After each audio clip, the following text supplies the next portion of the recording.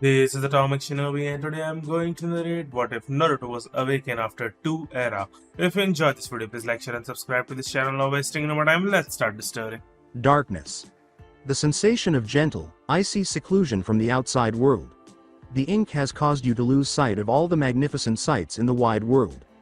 Your body was bound by dark chains in this endless abyss. No self. Reflections were present. There were never any profound philosophical concepts developed. Not even the faintest thought of consciousness. All that was present was drowning darkness. Until a single drop of silver fell into the emptiness, and a series of glowing ripples formed around it. The divine light yanked away from the darkness. Being afraid of it, no matter how minor. Before long, a second drop arrived with the same impact as the first. The darkness lurched violently, as though fire were being used to purge it. Before long, those little drops had grown into a torrent, each one causing its own ripple. Billions upon billions of them crashed into the dark abyss. But that was just the beginning of the end of the world. Giant tidal waves developed inside the oily shadow's very depths, slamming into the darkness with violence and pushing their way to the light. As the pillar of pure power blew its way to the surface, a hollow screech could be heard. Like a bullet tearing through flesh, it tore through everything in its path until it reached the opposite side. Right up until it hit the light. His awakening was indicated by a faint grunt. Slowly, the twin electric blue eyes opened. Rays of clear light stung the man's eyes, causing his face to wrinkle slightly in discomfort. It was a moment before they adjusted and flickered open gently. "Ah," he said, as though speaking for the first time in a very long time, like one of those legendary creatures awakening from a millennium of sleep. Slowly, his hands clenched into fists and then unclenched. In an attempt to rouse his body, he made the same movement several more times. His first conscious thought was of Sakura, a girl with pink hair, describing to him the quickest methods for reawakening the body after an extended period of inactivity. Toe wriggling was the first step, but he also recalled her mentioning something about his body being unique. A flurry of memories followed that one stray thought, providing answers to the following questions. Who was he? Why was he in this place? Where was his house? He smiled. Sure enough, he was a soldier. Among the greatest of them, too. The young man's face creased in a frown as more vivid memories came flooding back. The Rokudame Hokage of Konohagakure no Sato, whose name was Uzumaki Naruto, was engaged in a war that he was losing badly. A man with crimson eyes and long raven hair was his enemy. He pointed out that the eyes of the Sharingan had the ability to distort time and space itself. The terrible recollections of the war were pushed hard into the back of his mind. He couldn't let himself get sidetracked in a strange and potentially dangerous place. Before he could stand up straight like the skilled shinobi he was, it took him a few moments. He was just about to open the door when someone else did it first. A woman with long, silvery hair that was flowing all the way down to her back. Her hair was let down, ending in twin braids, and had a long braid on each side with tiny blue bows at the ends. She was dressed in what Naruto could only surmise was a servant's uniform, but he was not deceived by her choice of attire. As soon as she stepped in, her poise revealed who she was. And his theory was validated by the small bow she gave him. More than anything, it was silly.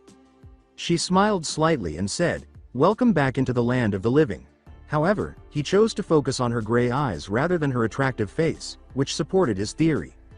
He mentally recited one of his favorite sayings. The eyes never lie. He had the ability to see through the windows of other people's souls since he was a young child. By looking past the initial facade, or more colloquially, the act she was attempting to pull on him, we can see her true motivations. He didn't see anything evil or malevolent in them, but he also didn't see any genuine hospitality or kindness. "Where am I?" Naruto asked gravely, his expression having changed from that of an emotional man to that of a skilled professional. The woman put a gentle hand on his shoulder and her lips twisted into a calm smile. Pleasantly, "You're in safe location after your battle, Okage-sama." She experienced an abrupt pain in her abdomen shortly after. Gray was able to look at a sphere of pure energy that was cerulean and piercing her body. The fake servant broke through the now exposed fake wall and flew through the air. Naruto let out a little mutter before rushing through the now open hole. It's Hokage. He recognized that his hospital room was only a tenth of the real area as soon as he stepped out through the hole, and that he was surrounded by at least 20 enemies. While some were patiently waiting for her orders, others were marching in the direction of the false servant. He didn't like how much the whole scene reminded him of Root. His blue eyes scanned the room and saw a strange circle of Fuinjutsu. He took great satisfaction in being the greatest seal master alive, so it was odd that there appeared to be others, and some of the seals were beyond his comprehension. Despite resembling a five-pointed star more than anything else, the circle was pulsing with power. Choosing to take a chance with the art he was most proficient in, Naruto swung toward it and destroyed everyone in his path with a Rasengan, or well-placed kick. He could feel a strange kind of chakra, similar to that of a tailed beast but diluted into a much weaker form, enveloping him as he flared his chakra into the seals. As the gray-eyed woman rose and hurled a lance of pure ice at Naruto, the temperature in the room dropped. Almost a second before it would have ripped him to pieces, he vanished. She had lost her servant persona. It was replaced by the cold features of a sneering, enraged aristocrat. "Notify my husband at once." Summoning in reverse. A tactic he had used innumerable times in his numerous battles with the ancient Uchiha. He was able to teleport from one location to another in a comparatively short amount of time thanks to this clever and straightforward technique. Though most Chunin could slit his throat in less than a second, the fact that it required the subject to remain motionless for up to 2 seconds made it unsuitable for combat. This demonstrated that the reverse summoning jutsu was best suited for swift, secure, non-combat transportations. His circle was merely an advanced form of the aforementioned jutsu. The fact that it reduced the amount of time required before the transportation started was an improvement. He reached for the sealing array with his index finger, and in an instant, a pale blue light engulfed his finger, smudging the sealing array and nullifying it. Whispering, "Too easy," Naruto said. His life was once again saved by the long hours he spent learning the profitable art. When he looked at the room, he was astounded by how big the dinner plates were. The paintings, the walls, and the overall design were all entirely different from anything he had ever seen. Even miniature statues in the form of stone paintings of people were present. To put it mildly, though, the value and detail of it all were astounding. Who among the nobles would purchase such items? He saw the big clan crest at the other end of the hallway and thought, but some things never change, with a puzzled expression on his whiskered face. Why couldn't nobles be more creative? A crimson rose enclosed in a crimson circle. The Uzumaki, at least, had a straightforward whirlpool rather than something so corny. Resuming his journey, he realized that he had to discover the precise location of the isolated region of the elemental nations where he had awoken. And only one jutsu was needed to complete the task. Naruto called out his favorite jutsu and, for the first time in what seemed like an eternity, a determined smile appeared on his lips as his hands performed the traditional cross-shaped hand seal. Kage Bunshin no Jutsu. 5 identical copies of the blonde materialized next to him with a silent poof. Each one of them is sporting the same resolute smile as the original, merely giving him a nod of acknowledgement before racing off in various directions in search of the world's most potent weapon, information. Make that a week. Rias Gremory was not having a good day. Akeno left the Gremory mansion more than a week ago to begin attending a human school in Japan, and the 15-year-old redhead's day consisted of nothing but practice, rest, study, practice, rest, study, and so on until the end of time. On her last visit to the human world, she was able to purchase a variety of manga, which she spent her leisure time reading over and over again. Furthermore, it only made matters worse that Akeno was in Japan of all places. The situation was further exacerbated by Rias's family. Sirzex was occupied with his responsibilities while Lucifer, Mom, and Dad were once more playing with Milikas. Even though she didn't want to acknowledge it, she was a little envious of her nephew and would constantly hug him when she wanted attention too. Everyone was always saying that she should start taking her role as the clan's heir more seriously because she is now a big girl. She sighed in frustration, her face contorted. Since tradition was one of the few things about her family that she detested the most, she really didn't care how they did things years ago. She was harassed about various pointless things all day, every day, by everyone from her brother to her grandmother. She yelled the final line, "Stupid grandfather. Stupid grandmother. Stupid mother. Stupid father. Stupid brother." She at least thought her brother would support her, but he had to give her the speech. Tradition let us survive throughout the ages. From behind her, a humorous voice asked, "What did they do this time?" Rias jumped out of bed and landed on her butt, yelling in shock. She frowned disgustingly and rubbed her aching butt. Whoever it was, he had chosen the wrong moment and location to bother her. Rias spun around in a hurry, determined to give the intruder a hard time. "Have you been taught any sort of manners?" Then she caught sight of him. Two bright electric blue eyes were amusedly staring at her. How she could disappear into those eyes, oh. She would follow him to the end of the world because of the passion and energy they shared. Gold colored hair was cascading down his head in a spike river. It gave his already disheveled hair a more rugged appearance while perfectly framing his face with two jaw-length bangs. The remainder of his body appeared to have been cut out of one of the magazines she kept hidden beneath her bed. Nevertheless, she was able to discern more than a few details, which was more than sufficient for her 15-year-old brain. On the topic of manners, I consider it impolite to be ignored for 2 minutes. Her oval face flushed darkly as she struggled to gather her thoughts.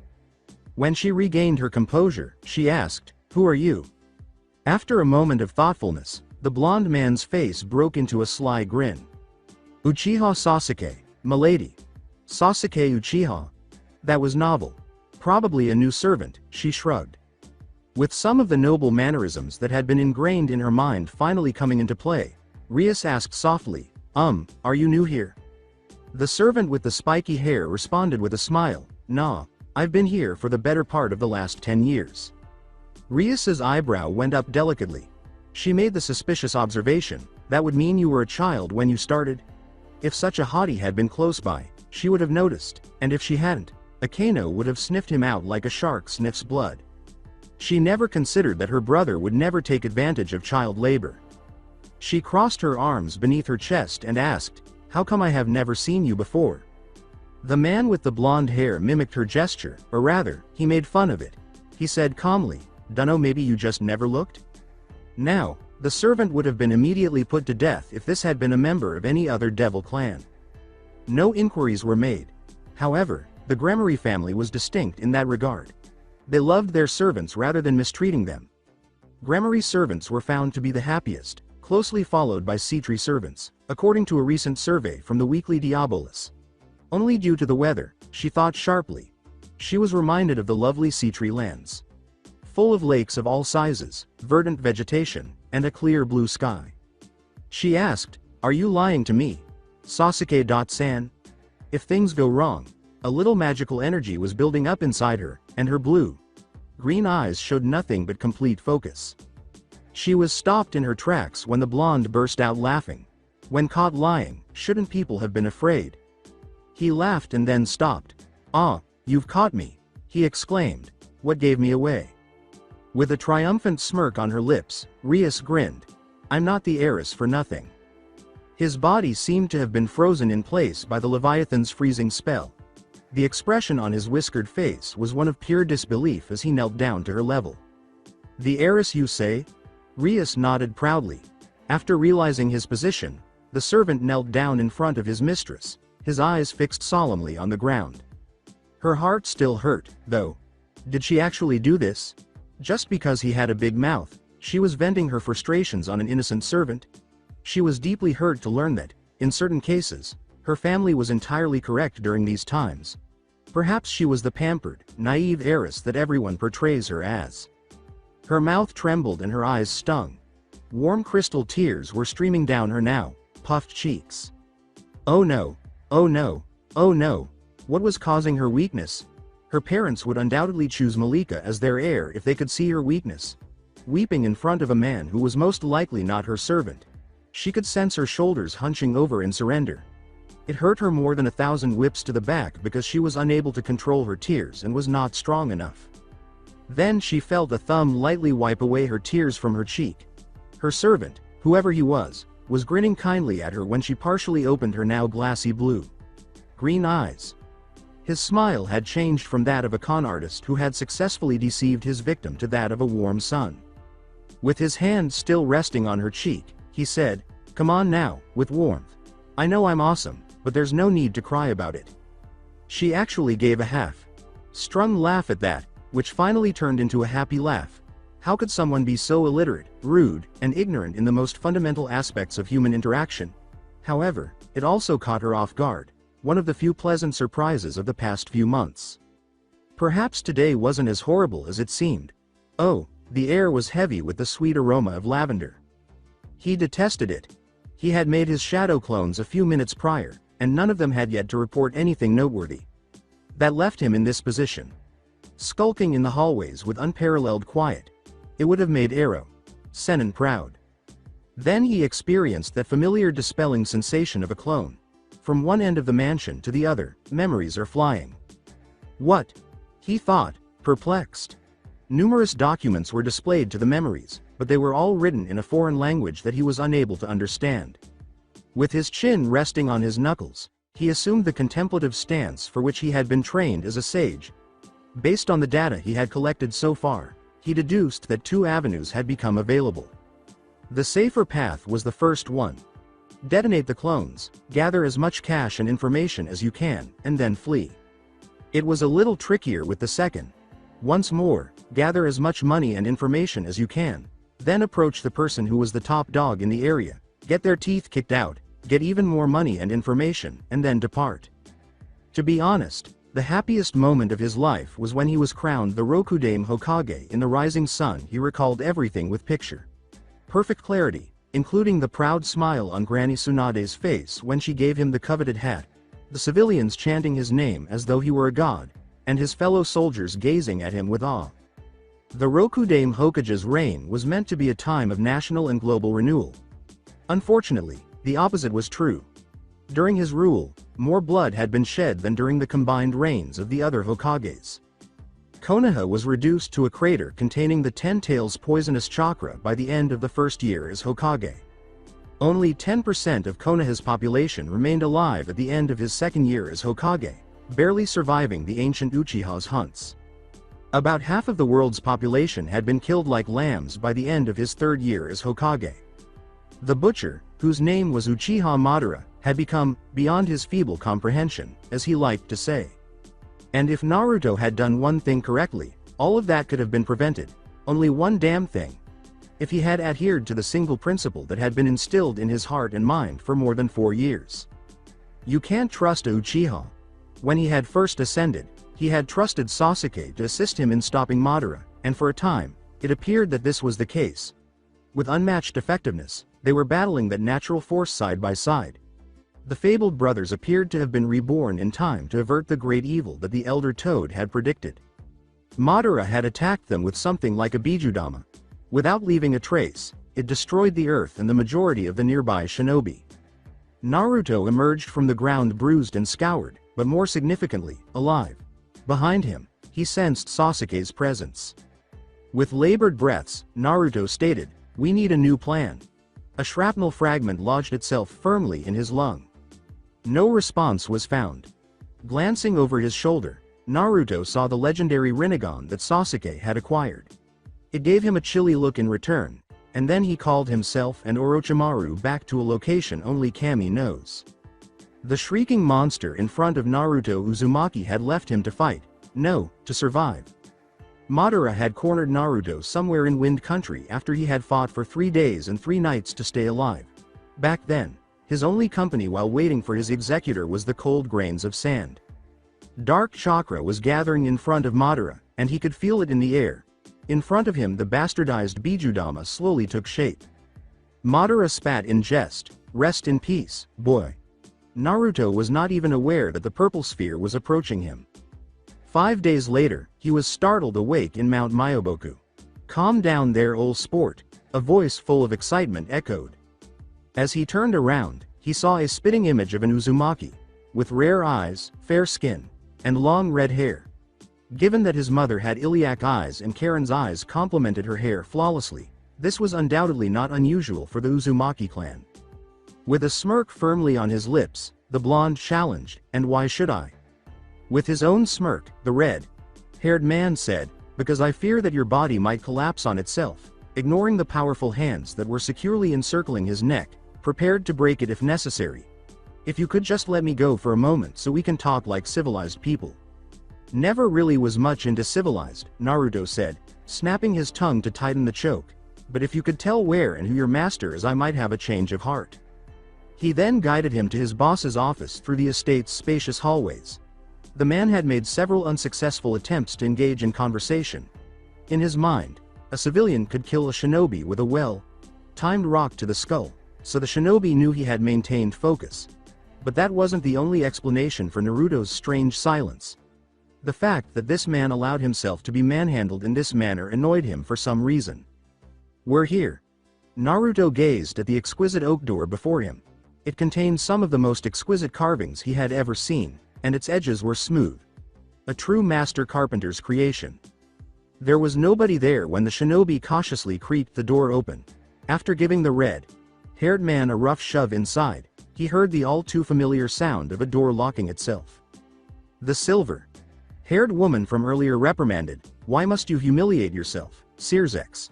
The Rasengan had now torn her outfit. Naruto scowled. He couldn't think of many people who could simply walk off a Rasengan. Hell, no one alive could match this feat except for himself and maybe Sasuke. When Searsex proudly stood up, the atmosphere around him completely changed. The man who stood up exuded a sense of pride and authority that only a cage could possess. He smiled mischievously as he turned to face her. He calmly approached Graphia and planted a chaste kiss on her cheek, explaining, "You will have to forgive me, Graphia. It's not every day we get to have such an ancient guest in our home." With a deep frown on her noble face, Graphia simply huffed in frustration and returned her focus to Naruto. Graphia curtly remarked, "I do not know what kind of beast raised you, but it did pretty poor job doing." A focused expression etched itself on the shinobi's face as his muscles tensed. His heart desired something completely different from avoiding a fight so that Uchiha could now hear any sight of his whereabouts. It yearned for combat. With a shrug of his shoulders, Naruto acknowledged, "My manners may be piss poor." With a resolute smile, he concluded, "But I can assure you that they've taught me how to fight." Graphia was surrounded by spears of pure crystal ice as cold winds howled next to her. Genkai Keke. Huh? Naruto's thoughts returned to his battle with Haku, who, unbeknownst to him, had laid the foundation for the path he had followed ever since.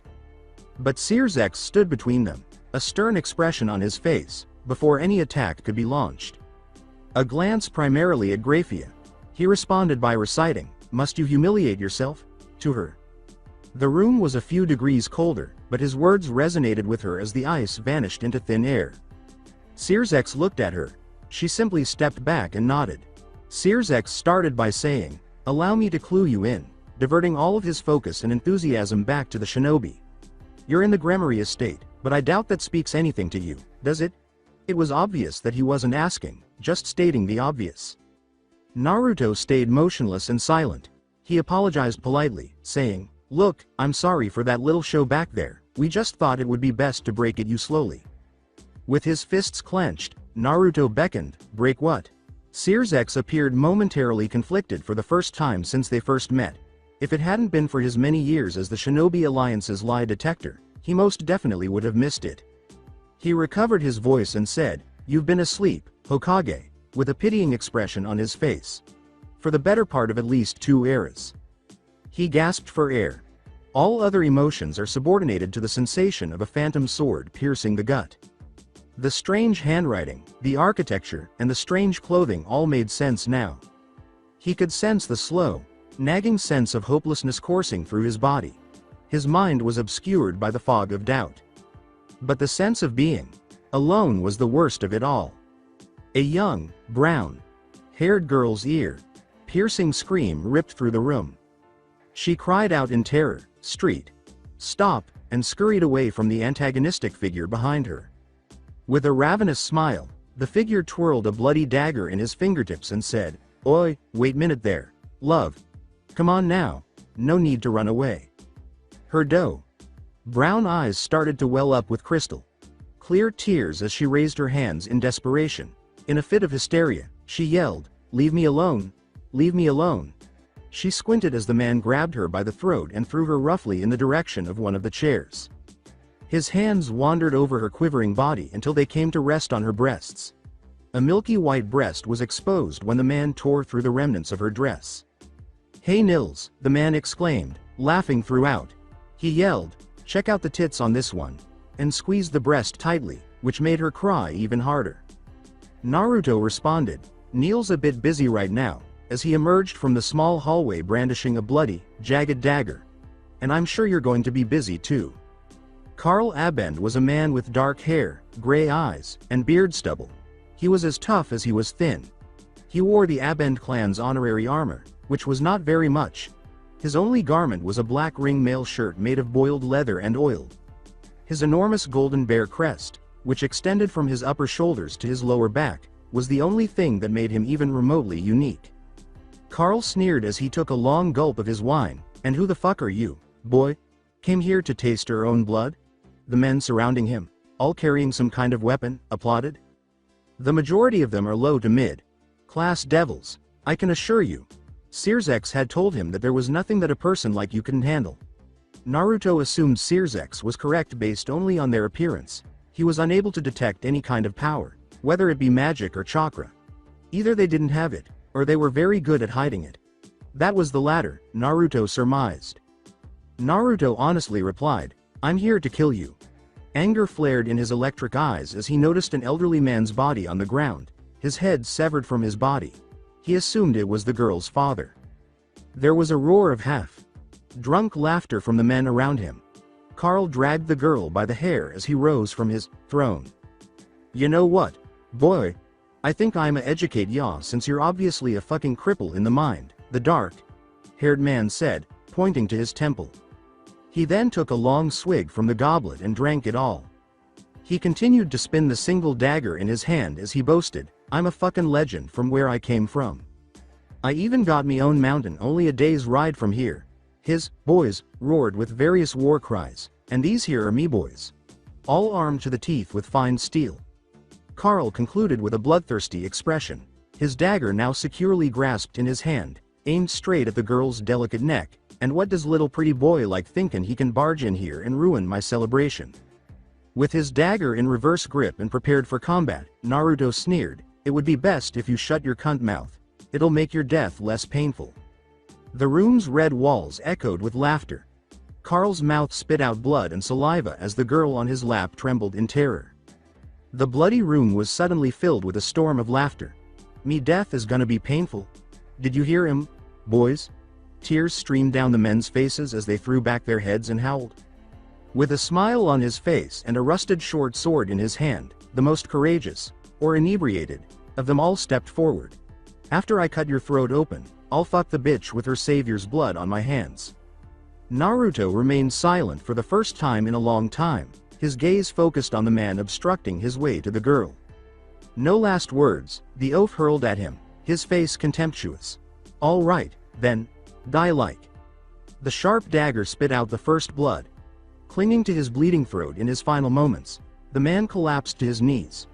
With his feet stepping through the pool of blood that was starting to form, Naruto strode past him. He took the sword, too. Steel isn't necessary for dead men, after all. The laughter completely stopped. As Naruto strode by, all of the men in the room were tense, gripping their weapons. He continued to stare at the girl. Coldly, Naruto challenged, "Let her go and fight like the man you claim to be." Karl's expression changed from one of fear to one of rage as he got to his feet and violently pushed the sobbing girl to the ground. When he signaled for a weapon, a rusty long sword was quickly given to him. "You will beg me to cut off your head, you little shit," Karl assured him. Yay, and you'll beg me to get your decapitated head out of your ass," replied Naruto. Karl turned and raised his hefty blade. He was sneered at by Naruto. In a show of strength, their swords clanged together a few times. Karl took a step back. The new distance was swiftly closed by the shinobi. Naruto sprang back, barely out of reach, as Karl roared and attempted to slash. With a slash of his own, the shinobi answered, but the older man quickly parried. "Shield!" exclaimed Karl. He was given a sturdy oaken shield with battle scars carved all over it in less than a second. Naruto started to circle to the right, away from the shield, in the direction of the side of the Aben that was exposed. Karl hacked futilely at his legs. Further to his right, Naruto stalked. All the time, the blonde would glance sideways at the other men. He was relieved that they were still too afraid of his previous display of power, even though he knew they would attack him at the first opportunity. The weeping girl across the hall watched them fight as if nothing else existed, while the majority of them were hurling threats and empty insults at him like a hyena flashing its teeth before charging. Hard and fast, Naruto emerged from behind one of the numerous pillars, continuing to move to the right, and aimed a slash at his opponent's exposed right side. Despite his awkward blocking, Naruto's blade tore into his chest, leaving a deep gash. Naruto paused to admire his handiwork and growled, "Not so tough when you're not against old men and little girls, eh?" When their leader screamed in agony, dropping his shield and clutching his injured chest, the oafs all flinched in horror. But Naruto wasn't finished.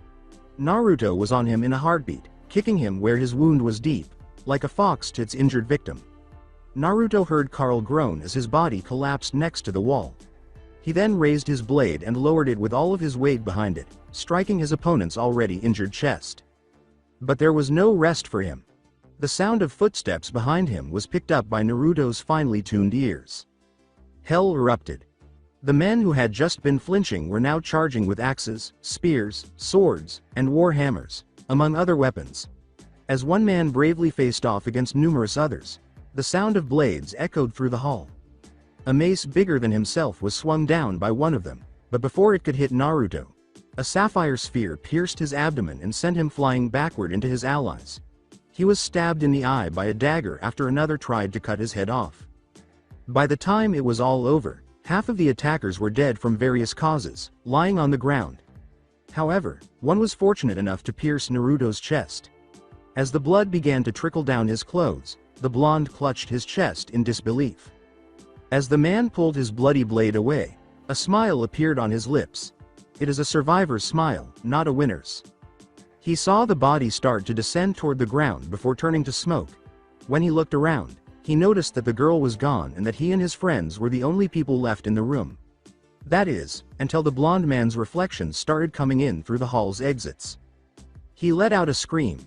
There was a massacre. Naruto put his elbow on the glass table and leaned his head against his hand. He reminded himself that he was silently examining the girl, Anya. He didn't blame Anya for falling asleep a while ago. It was a natural reaction on her part after seeing her father killed and some vile bastard nearly rape her. But there was a positive aspect to his journey. The world he was staying in now had taught him more. Learned the difference between a low class and middle class devil. It was not long before he realized that the world remained hostile. I suppose cruelty was not even eradicated by time itself. Akeno laughed when he saw his clothes, or more specifically, the fact that there was no blood on them.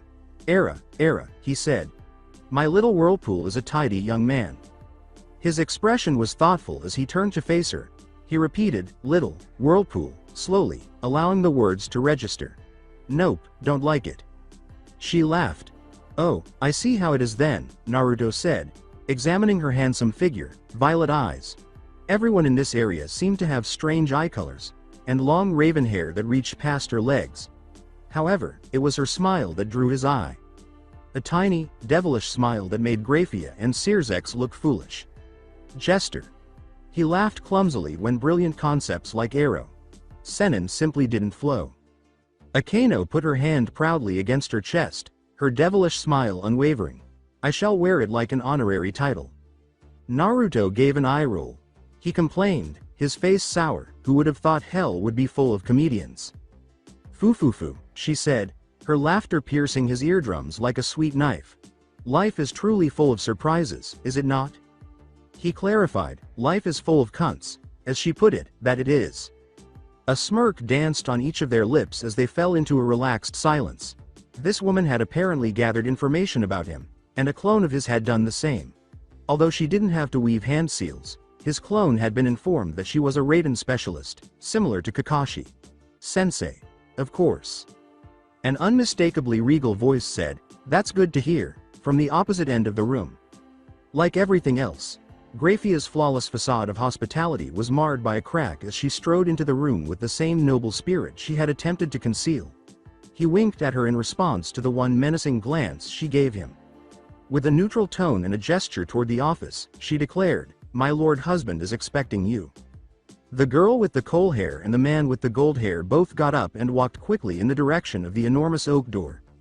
Akeno turned around to see Graphia's hazy gray eyes after a hand gripped her shoulder. "Not you, Lady Akeno." As anticipated, Akeno grinned and slipped out of the hallway. The blonde thought solemnly, "I know I'm going to get it later, one way or another. Like a goddamn Uchiha. If luck really existed in this world, it detested him with an unwavering fervor." Upon entering the room, he observed that Graphia had decided to keep Searsex and himself alone by closing the door. A blonde eyebrow was raised by Naruto. "On what do I owe your despicable presence?" Searsex's performance was mockingly poor, and he appeared horrified by the question. "What have I ever done to deserve this treatment, from a new friend no less?" A frown brushed Naruto's lips as his eyes turned to steel. The blonde pointed angrily at the Gremory emblem on his chest and said, "People died because of your pride. Made from the finest silks in the underworld, or so Searsex had assured him. His long, ashen coat fit him perfectly. Lord Freund was dead the moment those men entered his estate," Searsex asserted in defense. "He was a good man. Never one to turn away visitors. I always told him that one day one of them will have his head as trophy, but he never listened." Looking at Naruto's coat and how well it fit a future member of the house, the red-haired man grinned slightly. His compliment seemed genuine enough. "I'm glad to see you didn't ruin them on your first go." "I almost wiped my ass with them on the way back," Naruto shrugged his shoulders and said nonchalantly. "But I thought it would be better to do it in front of you. I think it would be best if you kept it in perfect condition. I'm sure it will grow on you."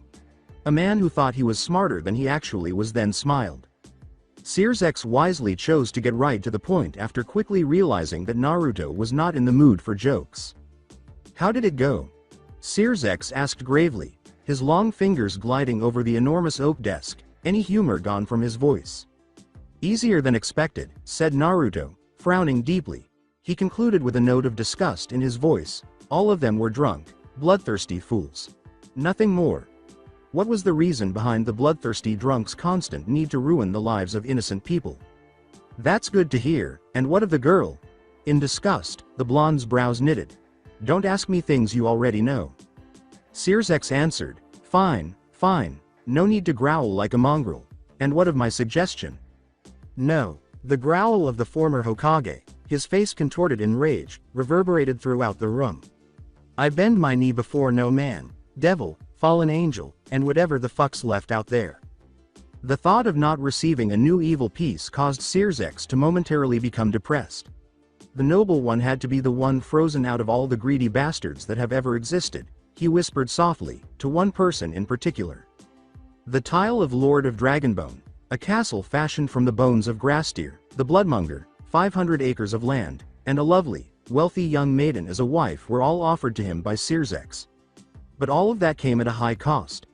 To become a glorified slave to the man before him, he would have to die and be raised from the dead. From the expression on his face, which had clearly not changed over the years, he could already tell that Searsex was a proud man. "You do understand that you have nowhere to go. Believe it or not, the world has changed, and as you witnessed a few hours ago, not for the better."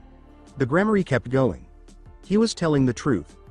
The continent itself might be destroyed if enough time goes by, according to one of the few geography lessons from the academy that the years hadn't erased. Since he was in hell, there was no map to verify this. Naruto grinned and leaned his back comfortably against the wall, his blue eyes sparkling in the light as he said, "But I do have proposition for you." In the brief time that Searsex had known him, he had discovered that his appearance of confidence was not a good sign. "I'm listening." As he folded his hands beneath his chest, the man with the spiky hair remarked, "It's actually quite simple once you wrap your mind around it."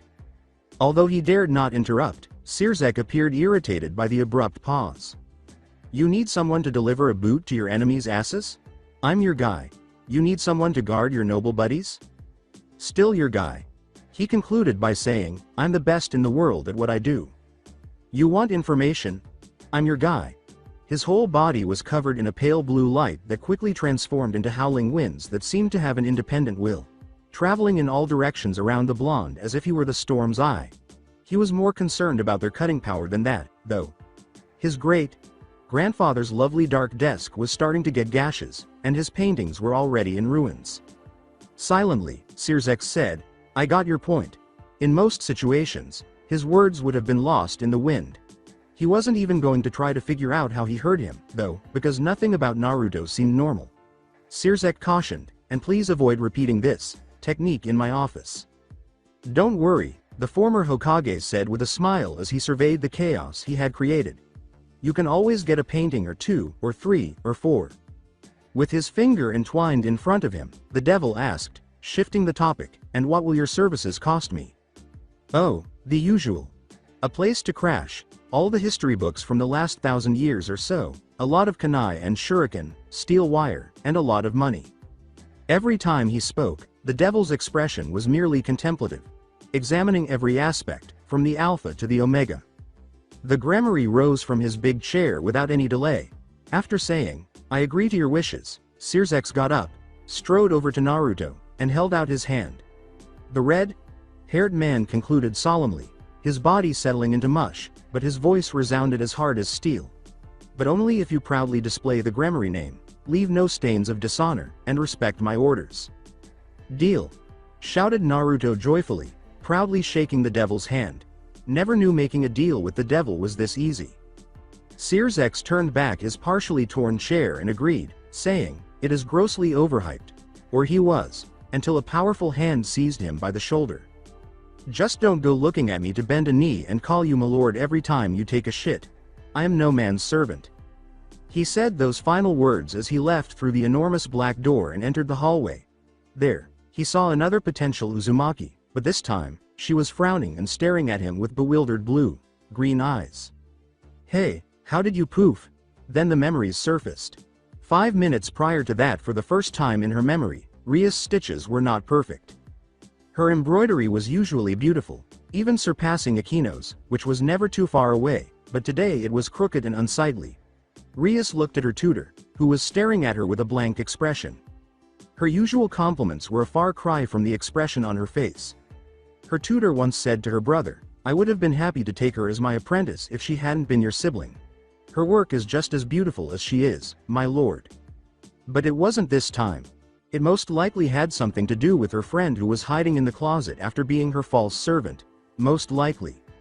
As he prayed that Lady Muriel would never approach the closet, Rias continued to occasionally glance in his direction. With her thin fingers still gripping the fabric, she said solemnly, "Your works honestly shocks me today, Lady Rias. Are you feeling ill today?" Rias could only laugh uncomfortably. While concealing the failure in one of her many sleeves, Muriel playfully whispered into her ear, "Don't worry, your lord brother won't ever hear about it. But only if you tell what are more likely who is the cause of this." Her breath caught in the redhead's throat. Was she aware of the intruder? Muriel practically cooed, "Is Lord Phoenix the cause of this behavior of yours?" "Nearly so." Before the ramifications of the statement became evident, Rias let go of the breath she had been holding, causing her cheeks to flush red. The elderly woman said, "Oh, no need to feel embarrassed, Lady Rias," in a calming voice, drawing on her own experience. "It is quite normal for a maiden to feel this way before finally meeting her betrothed." Rias's eyes widened in shock, and she briefly forgot about the blonde in her closet as her mind strayed to much more significant topics. She would meet Lord Riser Phoenix, her future husband, tomorrow at his clan's yearly ball. Rias swooned and gazed dreamily into space as she said, "He's such a gallant." She had heard that Riser was the realization of every girl's dream. In addition to being strong, if his 7.1 rating games record was any indication, he was also lovely, honorable, and everything she could have ever wanted. Years from now, she could see little kids with red and blonde hair running around them. Now, Rias," Muriel said, bringing her back to the present with a light-hearted grin on her creased face. "You must not show Lord Phoenix anything more than grace, beauty, and laugh at his jokes, no matter how bland they may be." Rias laughed, certain that Lord Phoenix was a very funny man. His jokes won't be bland. Apart from the smirk that appeared on her bony face, Muriel's expression did not change. Without a trace of humor in her voice, she said, "I said the same thing about Lord Benson, and we both know how that turned out." This caused Rias to giggle softly. The elderly woman slowly stood back up, her body aching slightly from age. "Well, This ends our session for today, she said. Goodbye, Lady Rias. And be sure to tell me all about what happened upon your return. Shortly after leaving the room, a deep laugh reverberated from the closet in Rias's room. You can come out now, Rias said, her eyes narrowed. Why was it so humorous? For a brief moment, everything appeared normal as he emerged from his hiding place in the closet. That is, until he laughed again, louder and more forcefully. With a frown on her lips and her blue-green eyes narrowed to slits, Rias hurried to his place. He simply stood there laughing uncontrollably while she gave him the trademark, "Know your place, look." Rias was rapidly realizing that the man was not a highborn person. Can you at least tell me what's so funny? She asked, her fists clenched in silent rage, her teeth gritted, her annoyance evident in her voice. He had informed her that Naruto was his real name, but she didn't believe him. He laughed a little more before he calmed down and wiped away a single tear from his eye. The joke is that you actually expect this, Lord Phoenix, to be anything more than an asshole with an ego the size of the Hokage mountain. Naruto continued to laugh. Without even attempting to find out exactly what this Hokage monument was, Rias appeared even more agitated than before, her cheeks flushed in indignation. When was the last time you met a lord, huh? She asked, raising the volume of her voice. As though he had just been asked when he had last eaten sliced bread, Naruto gave her a puzzled expression. The mention of nobles alone caused him to roll his eyes in frustration. When was the last time I met one? More like when was the last time I was free from one, he said. I know what they are all about, trust me. And he really did. Just one day after Naruto was promoted to Hokage, Hiyashi had declared, "Marry my daughter." To be honest, he was repulsed by most nobles, and he explained that to Rias. At his response, she rolled her eyes. She countered, "And have you ever truly known any nobles?" He looked at her disbelievingly.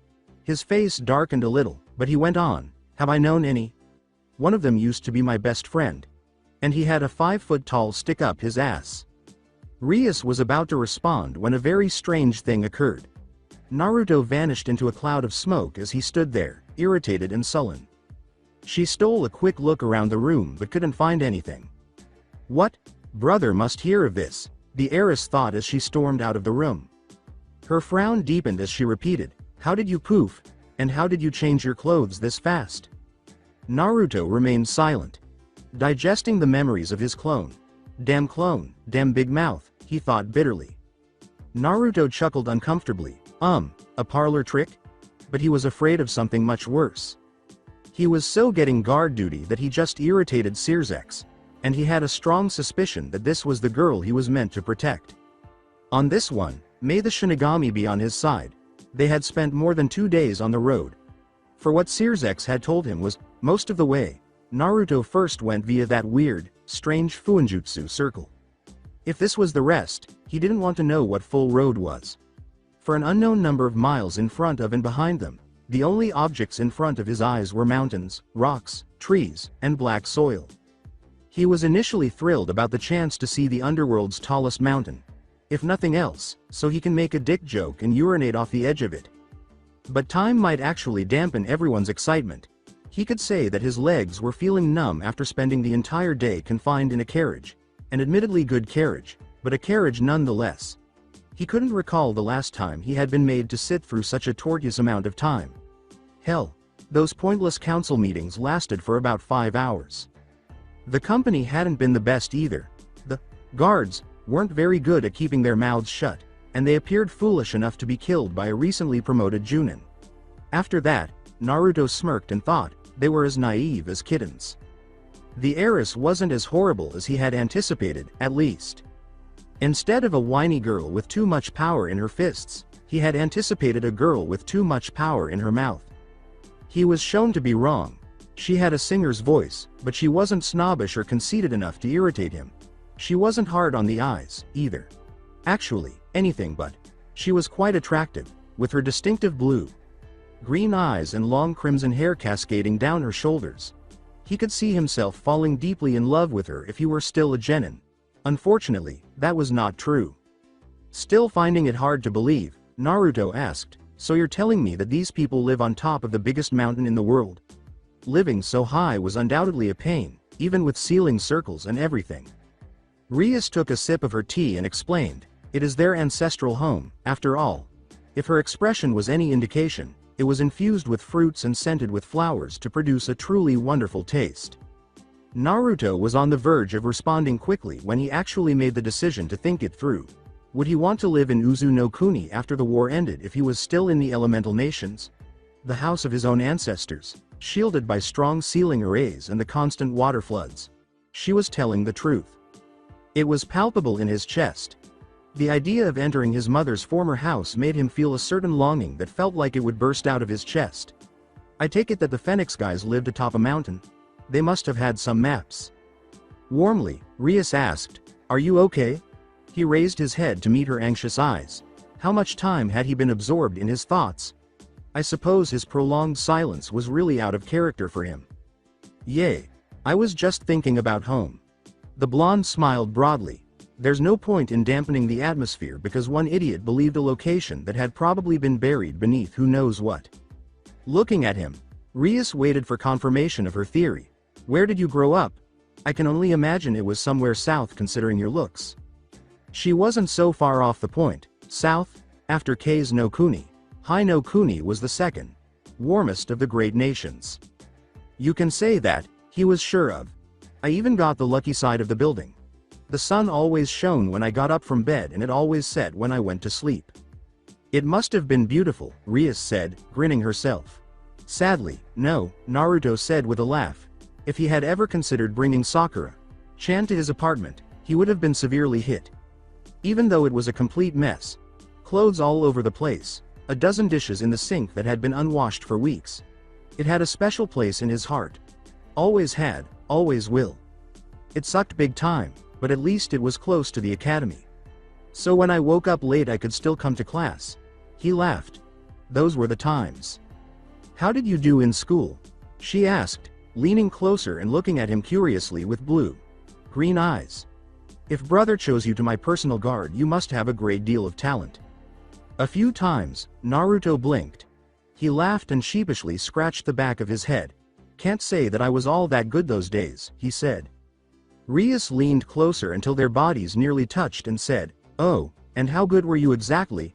Her soft ruby lips were at his chin level, and Naruto could feel her soft body almost resting against his chest. The way she maintained that innocent expression was the worst aspect of it, as if she was completely unaware of their predicament.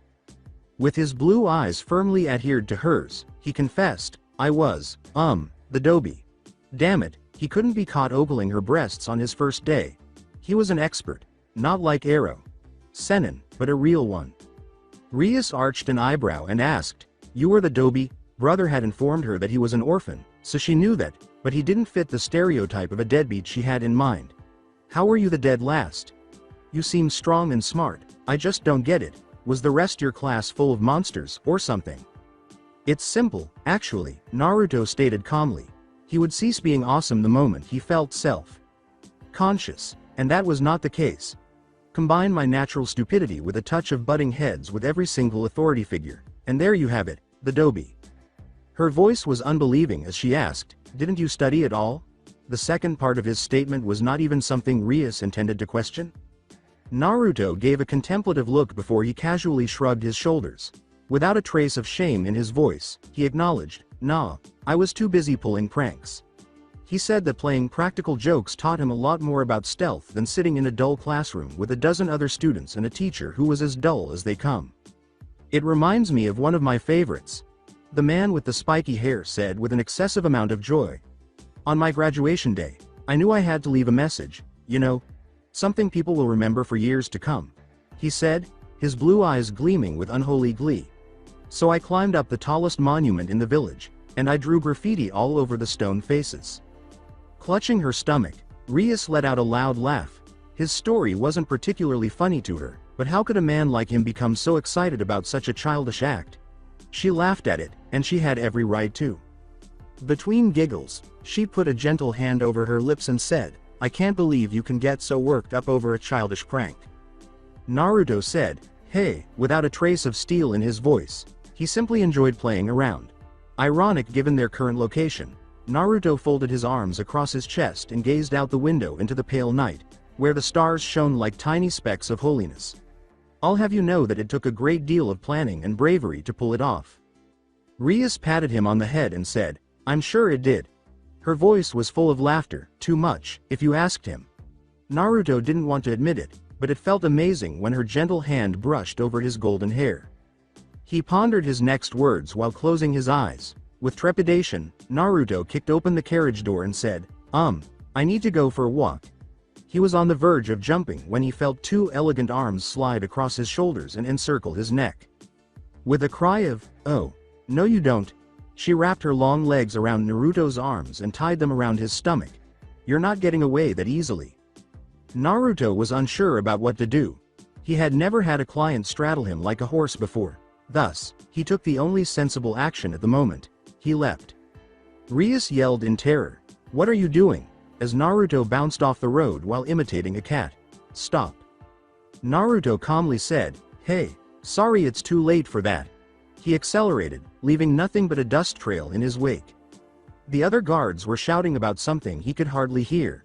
He really didn't give a damn. Am I going too fast for you? She shouted back, yes, and held on to him tightly. Good. Cones of wind were quietly forming around his ankles, tearing through the road like an anvil through dirt, and Rias's blue-green eyes were glimmering with panic as she looked at his feet. Then he shot like an arrow through the air. With tears in her eyes, Rias screamed and buried her face in his hair. The chilly night wind was blowing through her hair. She would never forget the thrilling sensation of speed and the breathtaking sky until her last moments. With a smile on his face, Naruto glanced up at Rias. The contrast between Rias' hair and the night sky was so sharp that it appeared to be burning like a shooting star. With his mouth hanging open, Naruto was unable to find the courage to speak. Her beauty was so ethereal that he dared to call her divine. Perhaps guard duty wasn't as horrible as he had imagined. As they ascended to pass, Brandwood said, Good evening, Lady Rias. We thank you for coming. I am very glad you made it here safely. Rias smiled, softly, you don't need to worry about us. She was occasionally greatly irritated by the fact that every guard in the underworld questioned her safety. Aside from Naruto, who seemed to be on a completely different level, she was always surrounded by at least 5 courageous and strong guards. She believed she was the safest girl alive, especially when she combined that with her own developing abilities with the power of destruction. We only met a couple of dragons on our way, nothing serious, she was joking. She actually had 6 guards at first, but one of them got into a squabble with Naruto over his attempt to abduct Lady Rias. He stood for a moment with a sword in one arm and a fire spell in the other, and then he was unconscious and face down against the molten road. At least in her opinion, it demonstrated Naruto's strength. For treatment, the unfortunate man was sent back to the Gremory mansion. Did you encounter any Rouge Devils on your way here? Asked Brand. He was a large man in his early 20s with short brown hair, a small nose, and a long face. Rias calmly answered, No, I can't say we have. However, a shiver of anxiety ran up her spine. All the tales of evil devils started with the rogue clans that were typically prowling the larger roads of both the human world and the underworld. Suddenly remembering who he was talking to, he looked at her anxiously and said, If only Lord Ruvel had enough time to come and exterminate those vermin. I'm sorry for troubling you with my empty banter, my lady. Calmly, no need to be sorry for speaking your mind, Rias said, gesturing for Naruto and her guards to approach. I can bring up the issue at tonight's ball, if you think it will help the situation. Thank you, my lady. The long ascent had thus started. When she noticed the battlements up ahead, the parapets incorporated into the mountain itself, she raised an eyebrow. No more than 6 men could pass through the pass at once due to its extreme narrowness. Along the rocky slopes, twin towers emerged, connected only by a tiny fragment of ancient stone bridge. Through the narrow slits of the towers, a large number of men were silently staring at them.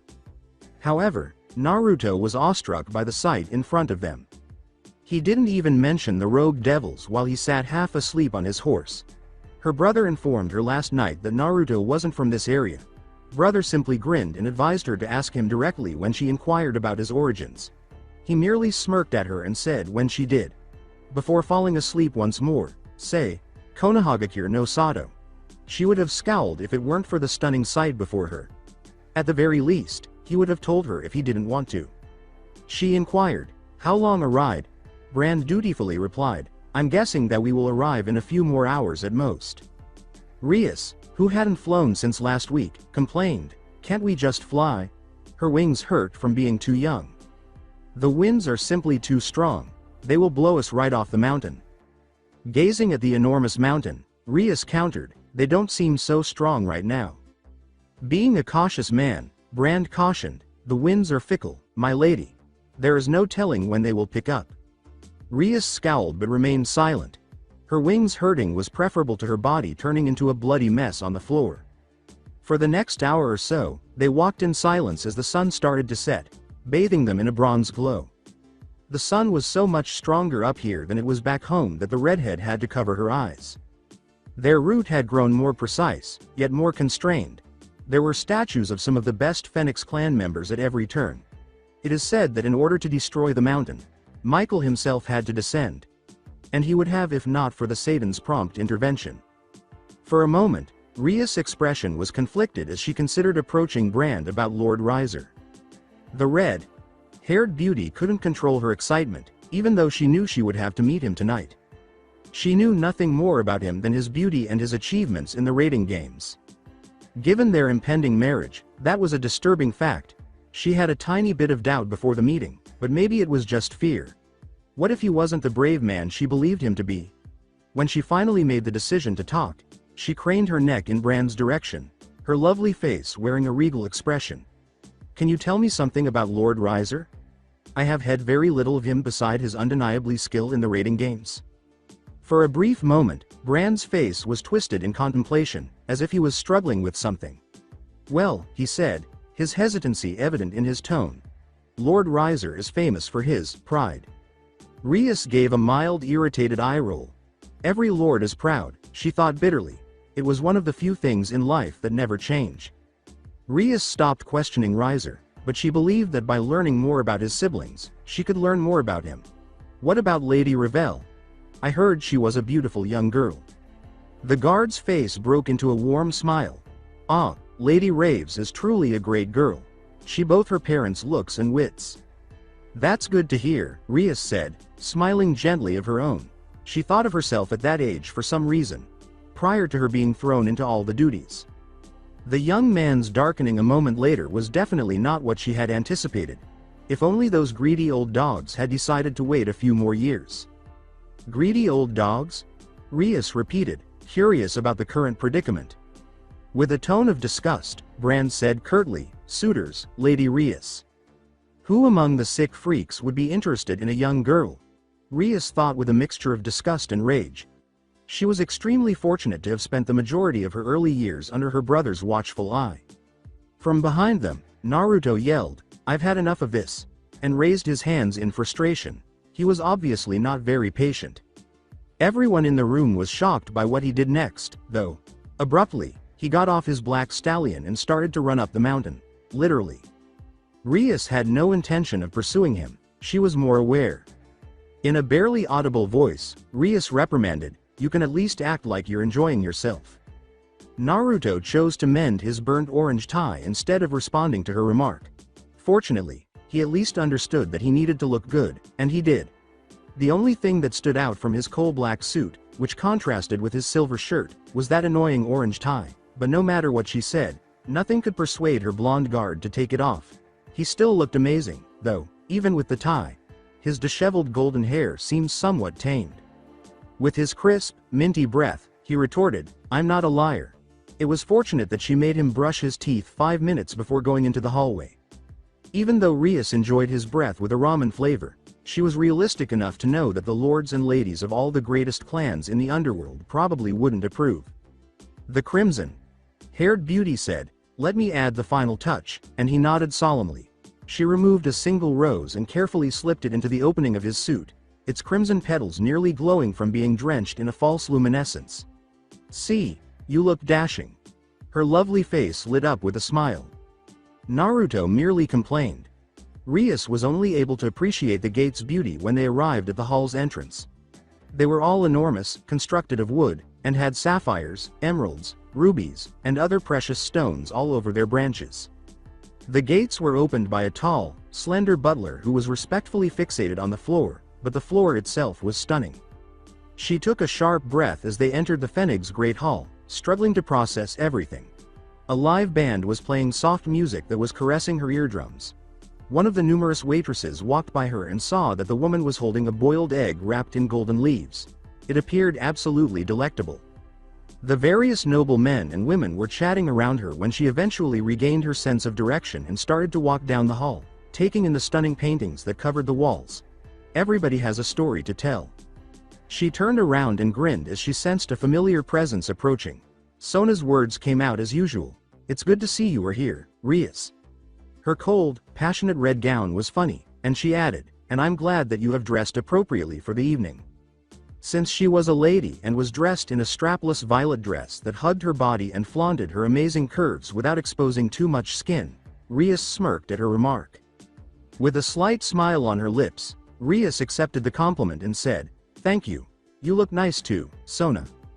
With her pearls gleaming as the light struck them, Sona accepted the compliment with the same cold expression as before, saying, "I plan on calling the rest of our little group in due time." "Small group?" With a contemplative expression on her face, Rias beckoned.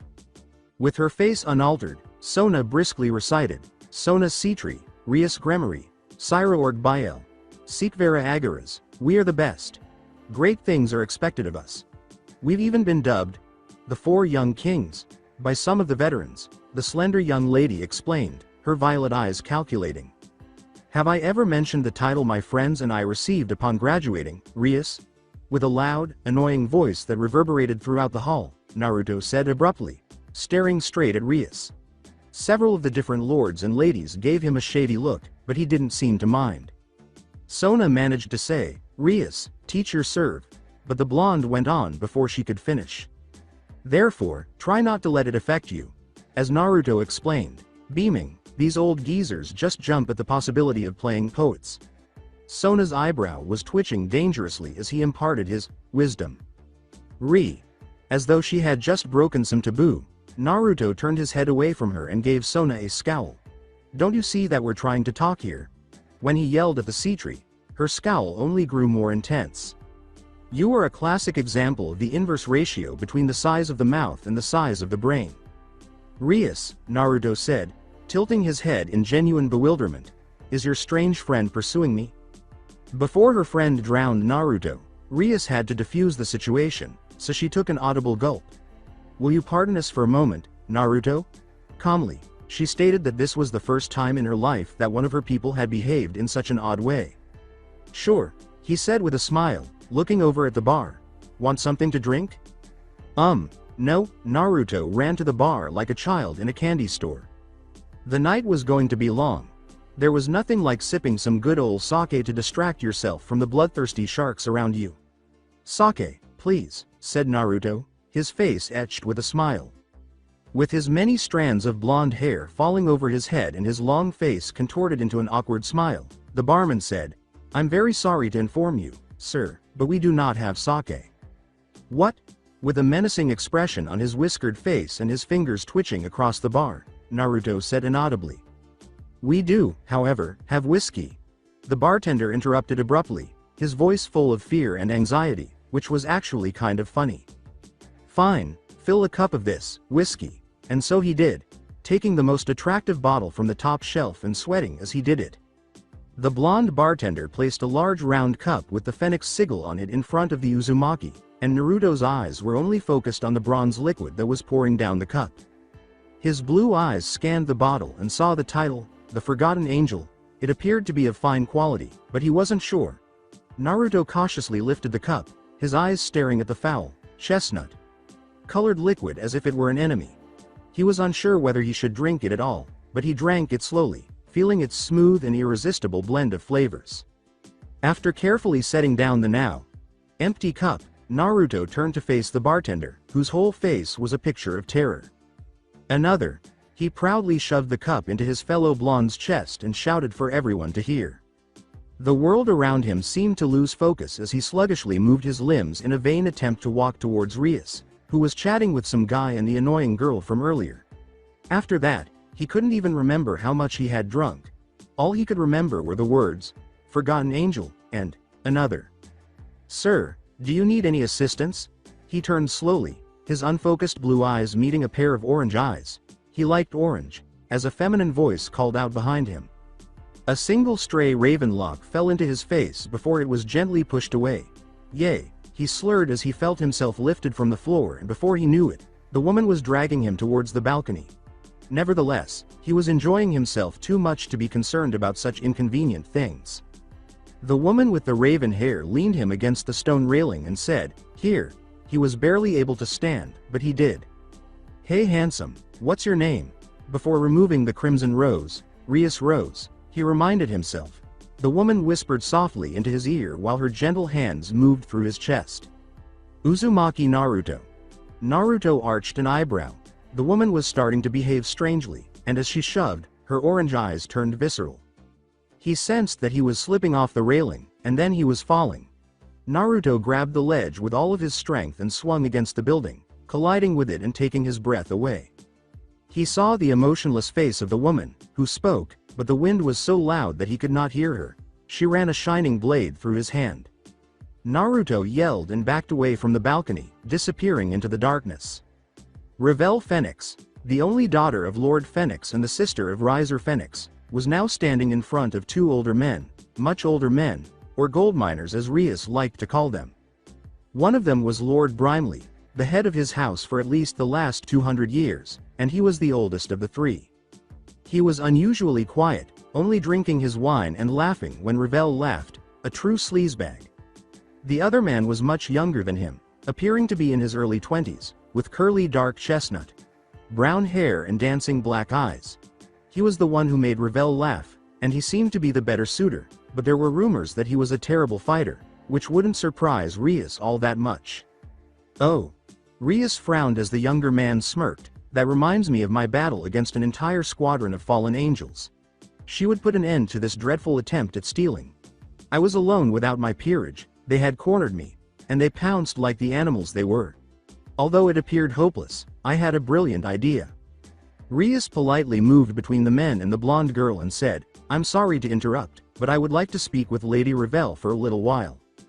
Lord Brimley slurred, a drunken frown on his lips. "Now, I'm sorry Lady Gremory, but we are in the middle of a very important conversation." He removed his mouth from the glass of wine for the first time in an hour, letting a few drops fall into his gray beard. Coldly, Revel said, "Leave us." "But Lady Phoenix." With steel in her voice, Revel said, "Leave us." The older man appeared to be frozen in place, and he sighed as he started to leave them, but not before giving Rias one final sultry glare, to which she winked in return. Standing in front of her with the same arrogance as before, Revel glared at the younger noble and asked, "Do you require a special invitation?" Revel crossed her arms beneath her chest and gave a chilly sneer. Her words seemed to make the man smile. "Lady Revel, can I at least finish my story?" "No." Revel was the first to react, bursting into laughter, followed by Rias. "Alas, I shall have to finish it some other time." He turned around and left the two alone without any further fuss. "You don't really intend to marry old Brimley, do you?" Unable to control her curiosity, Rias asked. "Of course not," Raves uttered, seemingly referring to the afternoon weather. "I just didn't want to make him crawl back to his castle now, because he will annoy my father later on." Rias sipped her wine and laughed. "Men never learn, do they?" Revel joked, still laughing. "There are no such things as men. There are only boys who got bigger." Rias chirped, "Clever words from a clever girl." With a smile, Revel replied, "Thank you. Is it bad that I think that they're all losers?" As the younger girl spoke, the redhead put a hand around her back. "Not in the slightest. No one should ever be ashamed of the truth." The two burst into laughter again. There were electrifying murmurs from the local ladies and lords, but none of them dared to speak out loud. Nobody in every realm was foolish enough to disparage the Phoenix and the Gremory heir. Not devils, in particular. There are benefits to being noble at times. Rias, however, was content. Unwillingly, her thoughts strayed to her blonde, mysterious guard, but she wasn't sure why. Blue, green eyes looked around the room, first concentrating on the bar, then enlarging in astonishment. That was strange. The idea of drinking seemed to make him very cheerful. Ravel pushed closer to the Gremory and asked, "What are you thinking about?" With an oddly embarrassed smile on her lips, Rias turned back to face the younger girl. With an honest response, Rias said, "I was just looking for my own loser." Her smile was infectious, as was the blonde's. All men are like that. They are all smooth and strong in the begging, but when it's time to dance they all seem far too sickly, the Phoenix replied with assurance. Surprised, Rias covered her mouth. Hearing a young girl, no more than 13, talk in such a way was utterly unbelievable. Uncomfortable with the topic, Rias asked softly, "Aren't you a bit young to have so much experience on the topic?" Ravel, on the other hand, waved away her worries and appeared completely at ease. "Don't worry. I'm almost a woman now. I know a thing or two." Ravel's father summoned her to meet with another group of suitors before this bizarre conversation could go any further. Rias had to suppress a scowl. Did none of their children receive this treatment? Even though Malika's was a year younger than the blonde girl, she still felt uneasy about the fact that he didn't seem to lead the same kind of life. Rias strode in Sona's direction, her face displaying concern. I wanted to know if she had located the other 4 young kings. She had found them. She immediately joined in on the pleasant conversation they were having. To her ears, the music was subtle but unforgettable, like a good wine. The remaining members of the 4 young kings had traveled from their respective clans to attend the ball. Syraorg Bael, her cousin, arrived first and gave them all heartfelt kisses and smiles. In every way, he was the epitome of a nobleman. He was gifted, strong, intelligent, and endearing. Rias humbly believed that he would make an excellent leader for the Bael clan. And the clan desperately needed a strong leader at the moment. Respectfully, her uncle, who is now the clan's leader, was a weak-willed, antisocial individual. He was the death of the once great clan, as brother had described to her. However, the future appeared to be in capable hands. When Syraorg met her blonde guard, she sensed that a growing friendship would triumph. Then a woman who was literally composed of ice appeared. Sikvera strode in with the expression of a competitor on her face, her long blonde hair and sharp blue eyes perfectly matching her gown. She didn't say anything, but she reminded Rias of Sona in a way. Her only hope was that the evening wouldn't be ruined by Sikvera. Syraorg puffed his chest out in pride, causing Rias to giggle.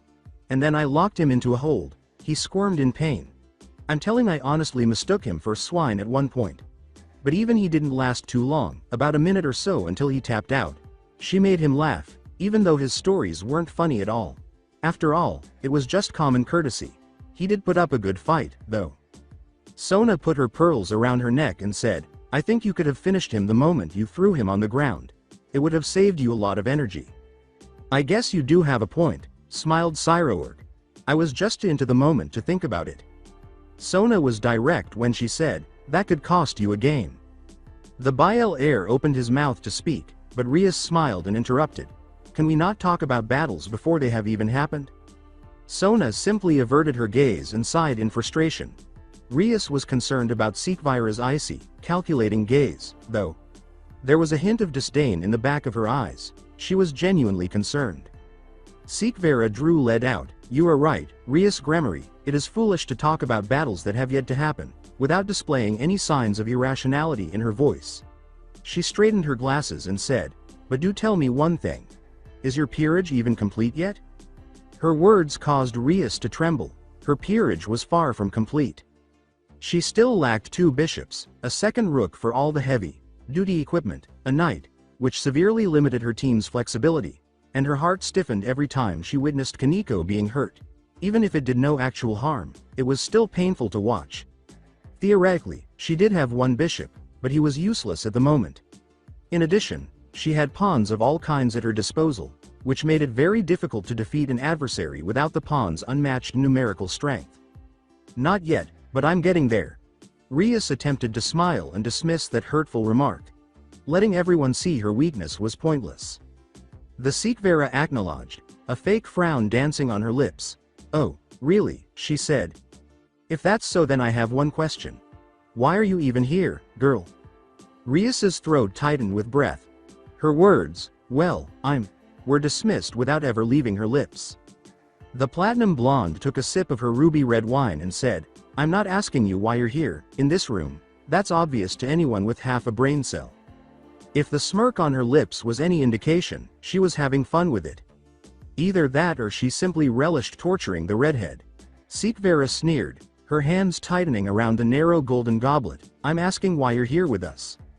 When everyone in our little group has a complete set of pieces, all except you. Since I know I won't get a proper reply out of you, I'll just say it out loud, so people can hear us."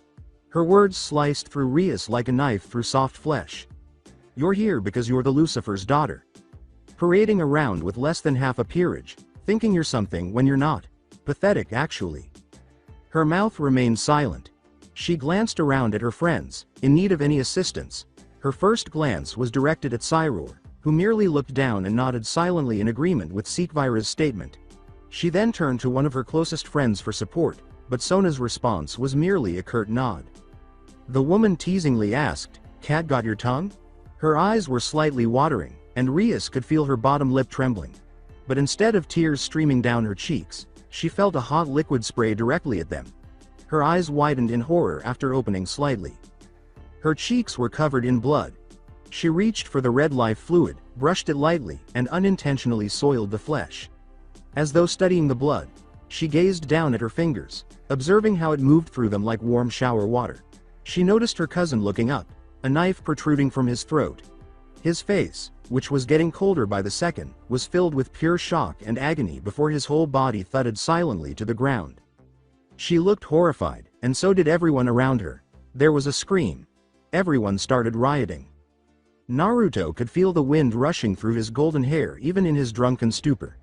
The icy wind slamming into his flesh. Like a wounded bird, he could feel himself falling through the air. It felt like his heart was about to explode out of his chest because it was beating so fiercely. His mind seemed to clear as the adrenaline surged through his body. It wouldn't help much normally, but as Sakura-chan mentioned, Kurama made his body fit for survival. He had started reviewing the Kachiyose no Jutsu hand seals on instinct, using his bleeding hand in place of the customary bite. Fortunately, no joints had been severed by the bitch. Naruto pushed his hand in front of his body while reciting the seals. Boar, dog, bird, monkey, ram. Nothing. Not a single tadpole showed up. As he passed through another cloud, his eyes widened in shock and fear, and he begged to see the ground. He weaved the hand seals once more with despair. The outcome was identical. Naruto wasn't foolish enough to think he would make it through the fall. That will be too much for even his body to handle. Was he going to die like this? Having woken up from a long sleep only to be killed by an unknown assassin? No.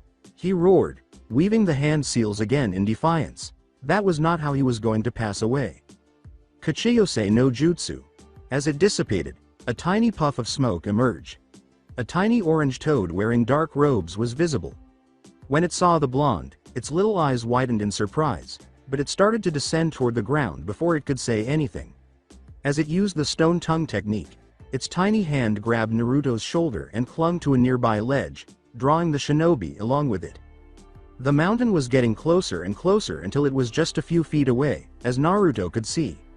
He instantly applied chakra to his feet and clung to the mountain as the toad clambered up on his shoulder. The little toad looked vaguely familiar to him. There was only one orange toad that Naruto was aware of, and his name was. With his mouth open, Naruto questioned, "Gamakichi?" Gamakichi said, "I," with a face identical to the shinobi's. "Naruto?" Naruto grinned broadly as he grinned. "Is there anyone else as awesome as me?"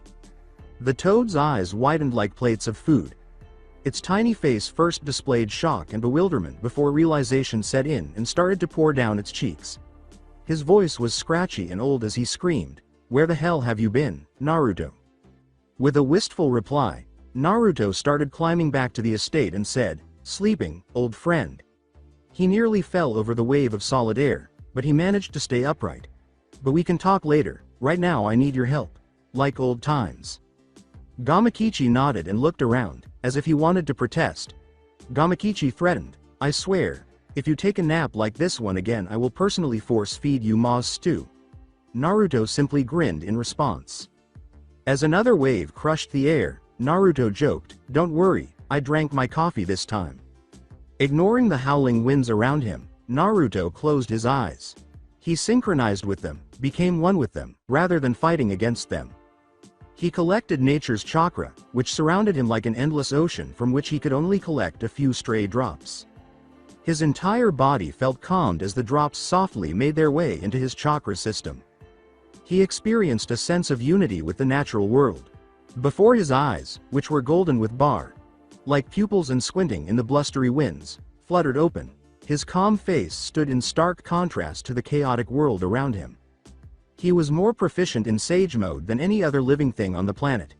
Even Jiraiya, known for this method, was not a true master of it. His body would change into something that wasn't completely human every time he used it. The only thing that changed when Naruto entered Sage mode were his eyes, which took on a reddish hue. Signs of a true sage are revealed in the story. Gamakichi had returned home already. Like a bullet, he leapt from his position. His strength was so great that it caused the rocky terrain behind him to shatter. He seemed to be flying almost. A few seconds later, his feet touched the mountain once more, but this time he was at least 50 feet away from where he had been before. He frowned and did it again, lifting himself into the air. Whoever the woman was, she was unquestionably an assassin. Furthermore, it was uncommon for assassins to simply hang out at parties, drinking and dancing. No, they had something planned. What, or rather, who, was the question. In hindsight, he realized that this was the wet dream of every assassin. Many high-priority, wealthy targets in one location. The woman's face, however, was what truly annoyed him. Somehow, she had heard about him. Did people's reputations fly by these days? Except for a select few members of the Gremory clan and his fellow Saiyans. Sirzex reassured him that no one was aware of his existence. Was her boss aware of him? Or did she have the good fortune to get that information from someone? He furrowed his brow. Despite his desire for sweet revenge, he had to bring her alive and get the information he needed. With one last shove, he launched himself toward the same balcony he had been pushed from, where the mansion's light blazed brightly through the clouds. He examined the gray stone. She had taken the knife, and the only sign of what had happened was the blood on his hand. He quickly clenched and unclenched his fist to check if his hand was fully recovered. When he opened the doors, he saw something very strange. Everyone's eyes were filled with fear and their mouths were open in shock as they stared into someone.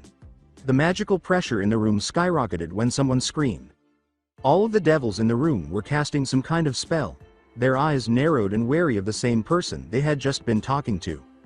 But more loudly than any other scream, one ripped into his heart. It originated right in the middle of the hallway. Rias. With a distressed thought, Naruto leapt from the balcony. He was by her side in an instant, anticipating everything. Was she the target of the assassin? Was she hurt? Was it important? When his golden eyes finally found her, the sage felt as though someone had just slammed a huge war hammer into him because his mind was racing. With a dead body between her legs and her face covered in blood, Rias was starting to panic. Where Adam's apple should have been, there is a huge, gaping hole. Under her feet, a puddle of blood was accumulating from the wound. He hurried to her and drew her away from the icy embrace of the corpse. Whispering comforting words into her ear, the blonde pressed her firmly against his body. It was a different mission. Now, protecting Rias came first. Rias sobbed uncontrollably into his chest as his hand softly rubbed her back. He immediately took a step back from Rias as she emptied her stomach onto the ground after hearing a choking sound. Without a doubt, this was the first time she had seen such cruelty. She killed Lord Bael, exclaimed one of the women, gesturing to her as though she were a beast. Unable to respond, Rias continued to distance herself from the outside world by putting herself under constant pressure. Look, she isn't denying it, Naruto snarled as he turned to face the woman. The woman stepped back, terrified by the expression in his eyes, and exclaimed, "She's in shock, you fucking idiot." The blonde shouted, "Where are the doctors? Where are the guards?" All of them were merely standing there, arguing and straining. To at least take the boy to be buried, no one had even contacted a doctor. It was Ruval Phoenix who emerged from his shock first. His expression changed from one of disbelief to one of coldness as he stepped in. He commanded, "I want the mansion on lockdown at once," and the startled guards promptly got to work. Naruto grimly thought, too little, too late. Long ago, the woman had made her getaway. He was certain of that. It was amazing how slowly everyone responded. The young heirs made up the majority of these nobles, and he was shocked that he had once again messed everything up. Why hadn't I considered it earlier? It was so incredibly easy. Ruvel faced him, staring into his golden eyes with his green ones. Quietly, the Phoenix questioned, "Will he live?" With a snarl forming on his face, Naruto yelled, "He's got a hole in his throat. Do you think he'll live, jackass?" With a solemn nod, Ruvel summoned a few guards to remove the body. Most people didn't remember the rest of the night, but Naruto did. Like a predatory bird, he was looking around the perimeter. The visitors had started to leave the room in a disorderly manner. To get out of what they saw as a danger zone, each was prepared to push the other away. They're all idiots. The body had already been teleported out of the room and into the morgue when Sirzex and Grafia finally made their appearance. It was Sirzex who spoke first. He drew lead, but his gaze was fixed on Ria's sobbing form. Care to explain what happened here? It was quite hard to understand the mindless ramblings of the children. With a grunt, Naruto replied, "An assassin." There was a sneer on the red-haired man's lips. "Thank you, Naruto. I thought it was a juggernaut." Naruto didn't shoot back for the first time in a long time. He could tell the man was anxious and stressed. Sirzex's gaze shifted to the bloody pool on the ground. "And I'm guessing that Cyraorg's blood on the floor, am I right?" With a serious expression on his face, Naruto nodded, "My condolences." The Satan snarled, "I don't need your condolences. What I need to know is where you were while all this happened." The blonde man shamefully turned his gaze to the floor. He was aware that the boy probably would have survived if he had been present. However, Naruto never shied away from accountability. He looked up to Sirzex, ready to accept any penalty the man thought appropriate. Drinking. The room was struck by an incredibly powerful wave. Every window broke as though it had been struck by a destructive storm. Unable to handle so much force in her already fragile emotional state, Rias had passed out in his arms. But Naruto confronted the unstoppable force head-on, standing like the immovable object. He refused to run. It had been worse for him. With a worried expression on her face, Grafia interrupted, "Darling, you're hurting Lady Rias." The pressure vanished the next instant. In fact, Naruto arched an eyebrow. You didn't come across someone with such enormous reserves and authority very often. With a voice as icy as the ice she created, Grafia questioned, "Do you know anything of whoever was behind this?" "Nothing much," Naruto said, reaching into one of his coat pockets for the bloody knife and extending it toward the woman. "All got was this." Grafia's pale finger moved from one end to the other as she studied the blade. The blade was as straight as a line and as white as snow. Clearly, it was designed for stabbing, not slicing. She drew blood by nicking the tip of her finger. The few stray drops started to descend as they glided smoothly across the blade. The woman with silver hair had to suppress a groan of agony as her finger burned. It was beyond question. As she returned the blade to Naruto, she exclaimed, "Holy steel." After what seemed like an eternity, Sirzex calmly said, "It appears that I have misplaced your talents, Naruto." This was merely a bad act to cover up his anger.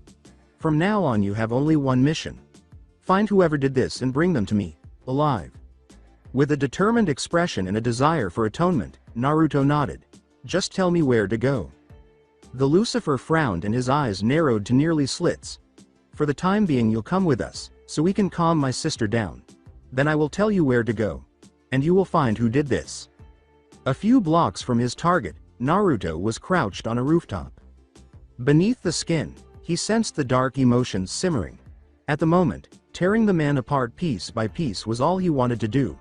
The blonde was only made more irate by the man's every move. He had been following the man, Mason, for the past 2 hours. According to what Sirzex could find, he was a member of the cartels that dealt in holy steel, which made him his only lead on the dagger. Mason thought it was appropriate to shout out the winner of his favorite sports team as he strode through the dimly lit streets as though he owned them. Something along the lines of Basil. Additionally, he made sure to make a stupid remark to any whore he saw, to which the majority of people responded by sneering at the idiot. He walked slowly, mainly through the light that the shabby streetlights reflected. The blonde was even more repulsed by the light's apparent tendency to further expose his body. Naruto wasn't upset with him because he was a short, round man with a small black beard. Despite his obvious obesity, Choji was one of the sweetest people he had ever encountered. No, it was the repulsive smile on his face that annoyed him. So cocky. Did the man possess a weapon of any kind to justify his haughtiness? Naturally, he was holding a fat stack of cash that was worn as a badge of honor rather than a knife or sword. He had just passed an elderly man who was very ill and had pleaded for money. The old man had been kicked in the gut by the bastard, which sent him flying in the direction of the wall. He continued to kick the elderly man's already frail body a few more times. The final thought was the icing on the cake. In fact, Mason had called for an apology. Then, with the same smile on his face, he swaggered off after robbing the beggar of what little money he had left. The shinobi's only desire at that moment was to throw a kunai at him, just like the boy in the ball had been treated. He did, however, persevere. He had continued to follow the piece of trash through the underbelly of the human world in the name of Rias and his mission, his universe. To be honest, Mason made Naruto think of Gado's thugs from Nami no Kuni. Naruto was almost certain that a Gado-like figure was hiding here somewhere, drinking and raping himself to sleep, because of the way they carried themselves and treated those who were weaker than them. He was just a genin at the time, with enormous chakra reserves, an even larger mouth, and no skill. He could see why Kakashi had never allowed him to try his hand at town purging. It was inevitable that a sword would pierce his heart. Right now, the idea made Naruto grin. Hell would be the price. Pursing his lips in response to what he saw, Naruto thought, "Keep smiling, you fucking cunt." Mason had gone into what appeared to be some sort of club. The music was so loud that he could hear it from a few blocks away. He had never heard anything like that before. The elemental nations lacked any trace of their traditional instruments. No drums, no flutes, nothing at all. More than anything else, it sounded like the sound emanating from Shiho's computer, one of Shikamaru's many admirers. Naruto's eyes narrowed as he took in the scene before him as clearly as possible. Mason chuckled and shook the guard's hand, asking, "Hey, what's up, mate?" Or a tall, broad-shouldered figure that appeared to be a guard, but who was dressed in surprisingly nice clothes. In fact, they matched the suit he had worn to the devoted ball that had brought him here. The guard smiled and embraced the round man, asking, "Mason, how has life been treating you?" Mason patted the bigger man's back and gave him a hug. "The same shit I've been doing for the last 5 years, but this time," he said softly, or pretended to be silent. He laughed heartily and said, "I'm loaded, so better tell your boss that I'm coming, without reservation." His eyes grew wide. If Naruto went into the packed club, he would undoubtedly lose him. His black outfit, reminiscent of the old-fashioned Enbu gear, was illuminated by the pale moonlight as he dashed silently towards the ground. Naruto made his way through the alleyway, crossing the littered street on his way to the club, and then something happened that he will never, ever forget. With 2 bright lights for eyes, a massive steel monster roared right by him. It moved so fast that it would have made a Chunin green with jealousy. Naruto examined it more closely and saw that it looked somewhat like the trains in Snow Country. The speed at which technology has advanced is truly astounding. The brute in front of him, the same one who had allowed Mason entry, was frowning grimly at him. He was also a really bad actor, which made the shinobi smile. "I'm sorry, man.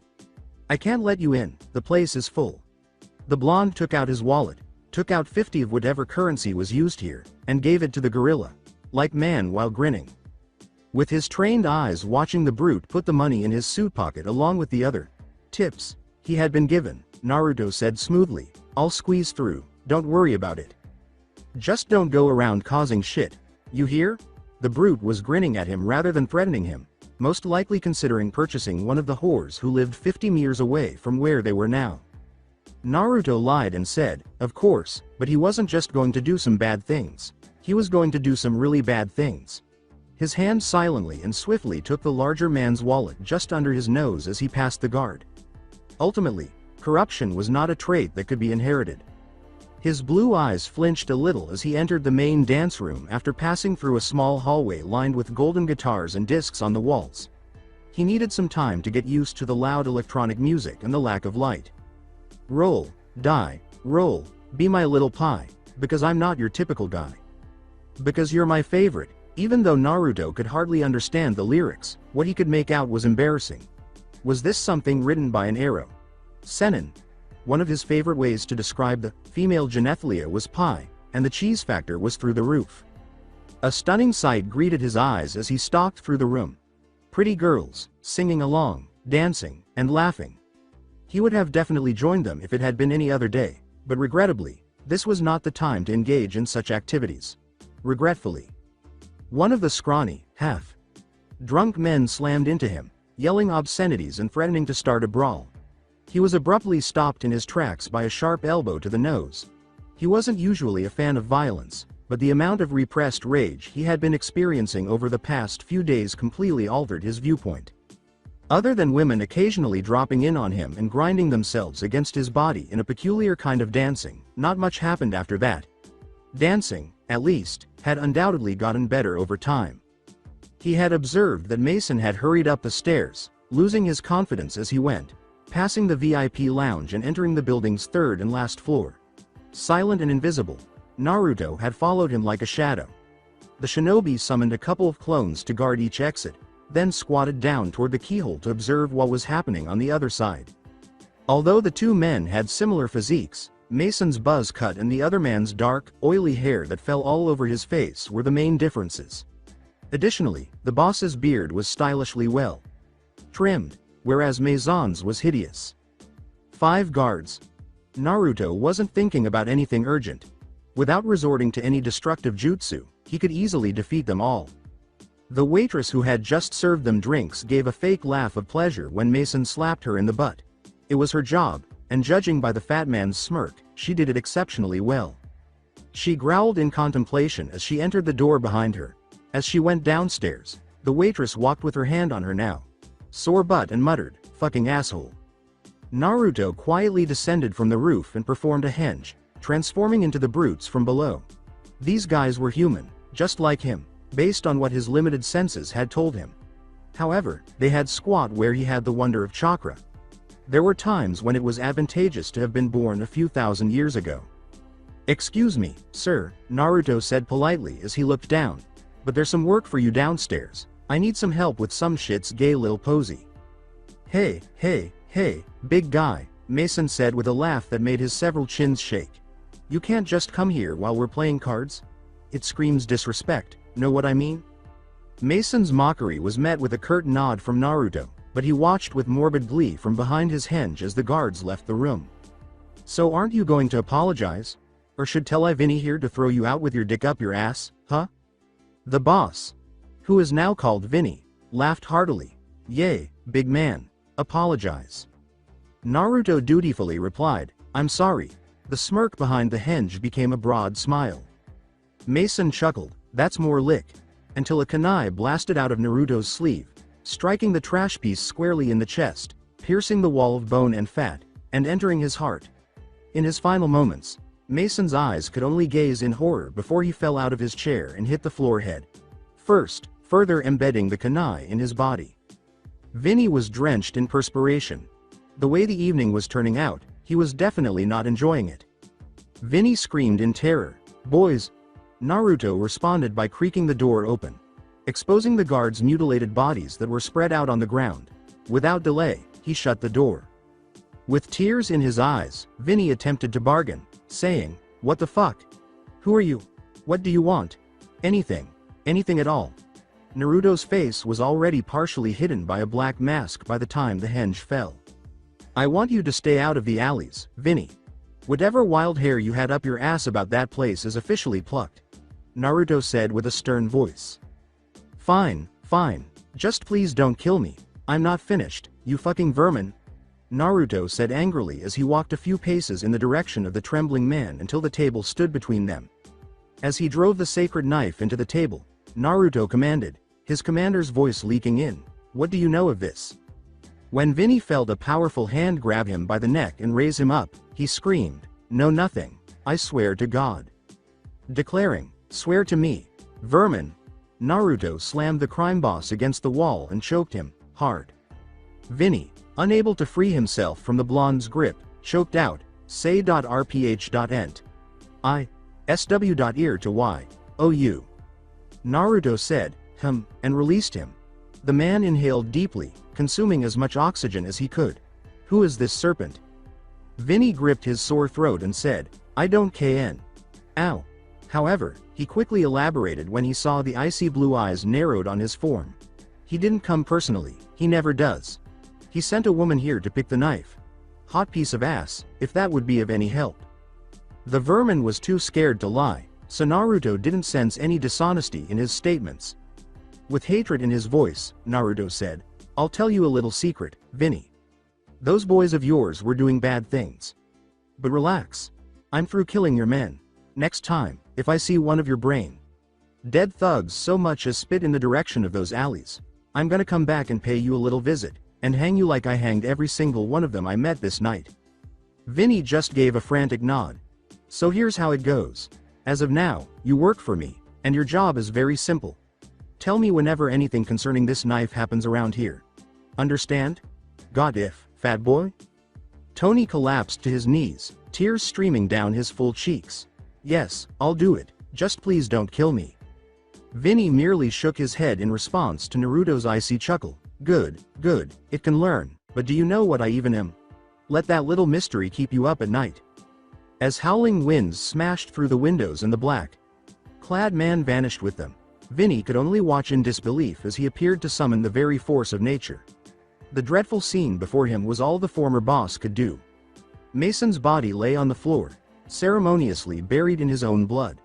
The carnage in the hall was exposed when the winds pushed the door open. He let out a loud gulp and then summoned the waitress. The image of Cyroorg's empty eyes will haunt Rias Gremory until her last days. It was horrible, Naruto. The way his eyes look at me with that hollow stare. The way those lifeless, horrified eyes gazed at her, as if she were a doll rather than a living, breathing human. She felt defiled, filthy, and disgusted by the way his warm liquid had been splattered on her skin. Every time she wasn't touching or looking at her face, she could feel the blood there because her soft flesh was responding to it like a ghost. Naruto nodded solemnly, his normally electric eyes half-closed and reminiscent of something. I know the feeling, Rias-chan, he said. Rias's weary blue-green eyes widened, revealing black spots beneath them, and she said, "What is it, Naruto?" To which the blonde replied, "Nothing, just bad memories." "Naruto," Rias said softly as her warm hand touched the blonde's cheek that was whiskered. "I don't care if you aren't a servant, you're my friend, and you can speak to me about anything." Her kind words clearly shook him, and then his eyes met hers, softening significantly. "The first time I was someone die I was a little younger than you, probably around 13 or so. When I fought him, I was in the thrill of the fight. Adrenaline was coursing through my body. He was twice as fast as me a moment ago, but now I was the one who faster, stronger. I felt like the hunter. A friend of mine had almost died a moment ago. At the time I wasn't sure what came over me." He stopped and took a deep breath. Rias gazed at him with a mix of surprise and curiosity in his blue-green eyes. On the one hand, the thought of a 13-year-old fighting to the death horrified and shocked her. On the other hand, she remained silent because she wanted to see how the story would conclude. "It didn't take long until I caught him, and began unloading hit after against him. He was nothing more than weak prey before me. I was ready to deliver the finishing blow that would have torn his head right off his shoulders, but," his lips curled into a sorrowful laughter. "But I didn't, I saw who it was. It was a boy I met a few days ago, one that I thought was the only able to understand all the pain I felt, all the suffering I had lived through. I thought he could understand me, and he did.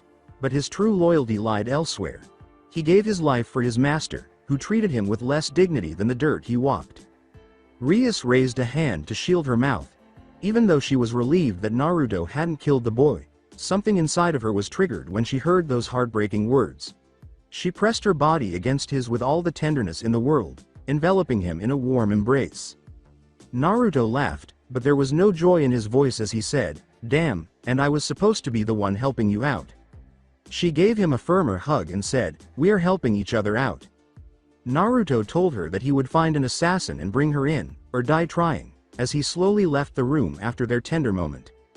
The determined expression in his electric eyes alarmed her. However, it also appeared to give her a fresh sense of bravery and hope.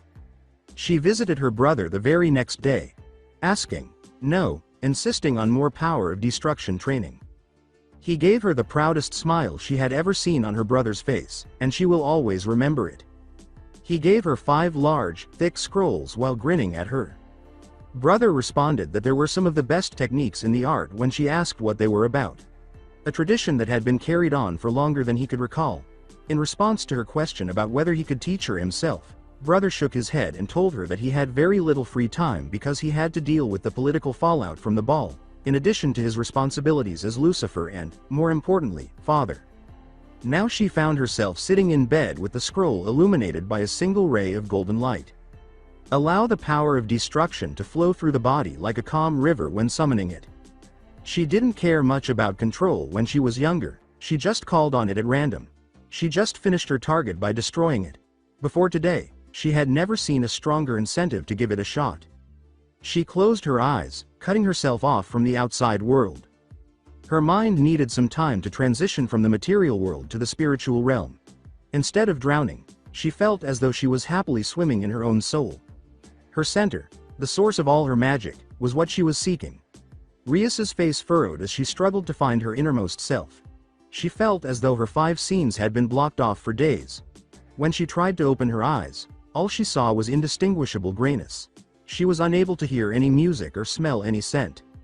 She was starting to sense a certain dread, the dread of losing herself, like a kid in a dark, endless forest.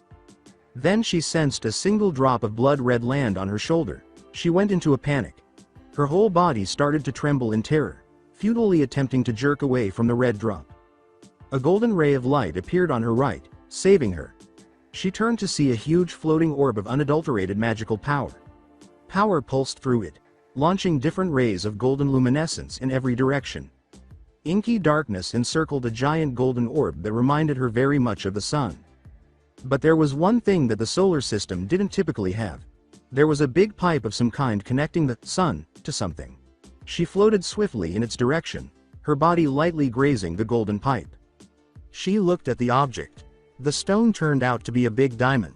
She gently brushed her fingers over the glossy red surface, sensing that her touch alone was causing it to pulse with strength. Curiously, Rias thought, there's definitely something wrong with it. Power was leaking out of it all the time, forming tiny crimson drops that were falling into the infinite abyss. How can I fix it if not all of the liquid is passing through the pipe? Leaning against its smooth surface, she pondered. It pulsed once more, emitting a crimson wave as though reacting to her thought. Even though she felt it enveloping her, it hadn't caused her any pain. She turned to see that the leak had stopped. Most of it was entering the sun through the golden pipe, though not all of it was. When Rias' eyes opened wide, she was thrust back into the world she had just left. Her hands were emitting a faint crimson light, but it was far more intense than anything she had ever used. She grinned. The old doors of the Gremory clan's modest motel, which Naruto entered, appeared to be barely holding themselves above ground, and the stairs he was walking on weren't doing much better either. Naruto was humming a cheerful song as he entered his room through the small hallway, which stood in sharp contrast to the run-down condition of the motel. The key Naruto removed contained rich gold, a single blood-red ruby at the end, and the same color as his hair, while everything else in the motel was old, worn out, or broken. A dazzling light filled the hall as he inserted the golden key into the lock.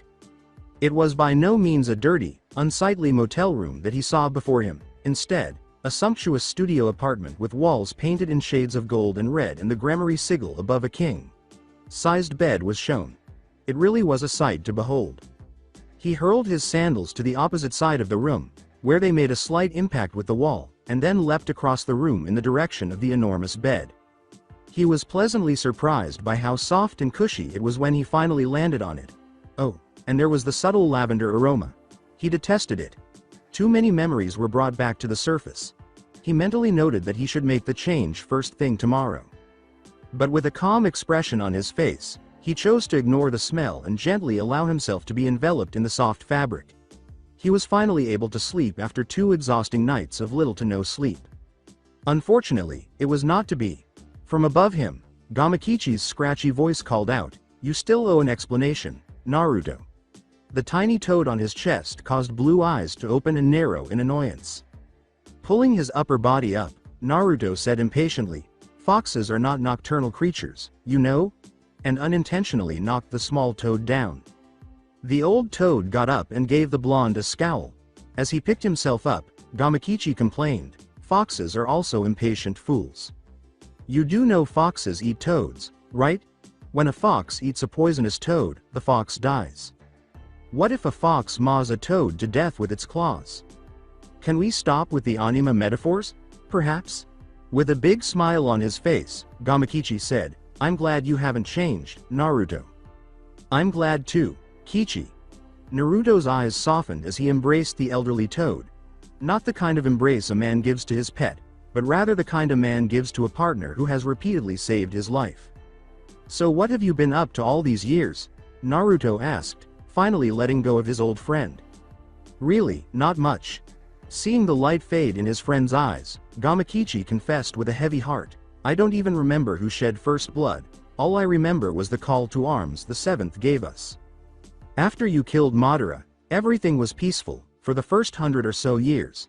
But we broke any agreement we might have had with the humans and withdrew back into the rebuilt Mount Myoboku. You're the first person to call upon one in the past 2 centuries, the older toad said with a sorrowful laugh. "I apologize. The years have clouded my memory." Leaning back in his bed, Naruto patted the old toad on the back.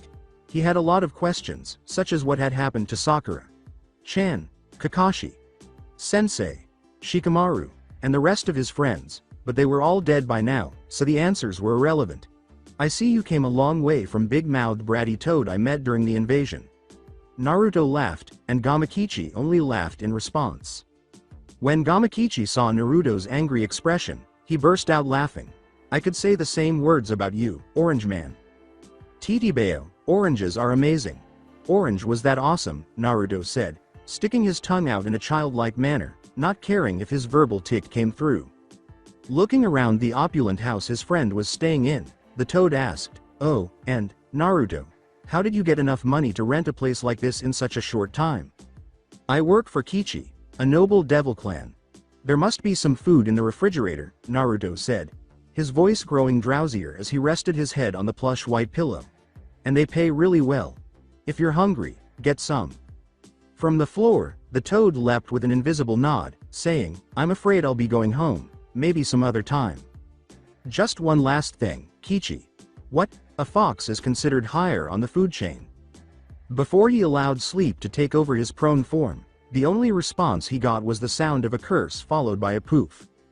There were many of his fellow ninja who strongly opposed this lifestyle and preferred to rise well before the first rays of dawn ever illuminated the village. Some of them were former Anbu, their regime so brutally ingrained in their minds that they simply could not bear to wake up any later. When morning arrived, Naruto was almost always in the same place, snoring in his bed with the sheet kicked to the floor. There weren't many things that could wake him up, only a really compelling mission or a mission of great importance could drive him back into the land of Awakers. Did the term, Awakers, even exist? He didn't care. Even fewer things could actually make him get out of bed and into the shower room. These infrequent events ranged from Sakura, Chan during that terrible time of the month to a village-wide attack. When Naruto heard soft footsteps approaching his sleeping spot, he stuffed his head under the pillow and hoped that this was just another raven-haired girl with a lot of different problems. Era, it's time to wake up, Foxy." It goes without saying that his luck could not have been worse. "Hiding under you orange pillow will not stop the sun, or me."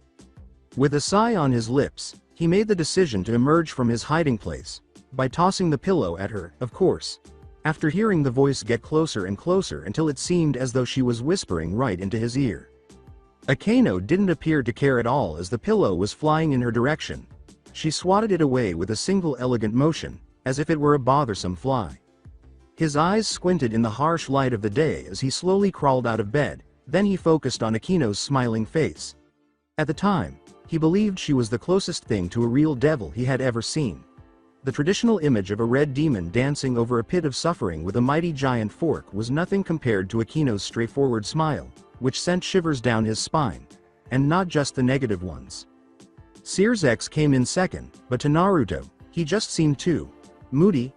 Yes, He had power that might even surpass Madara's, that much was known, but he lacked the guile and focus that allowed Madara to rise to the top of his era's strength rankings.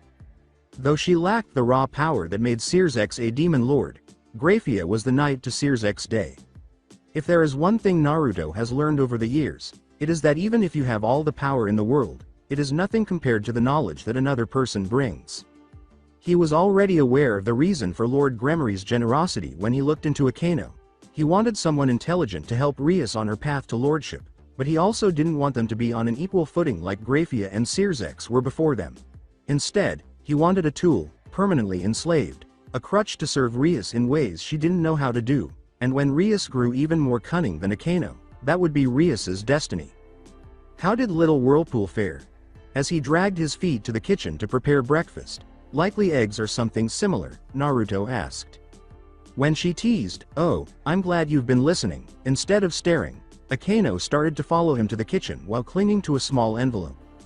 Naruto simply rolled his eyes at her behavior, realizing that he would have to learn to cope with it.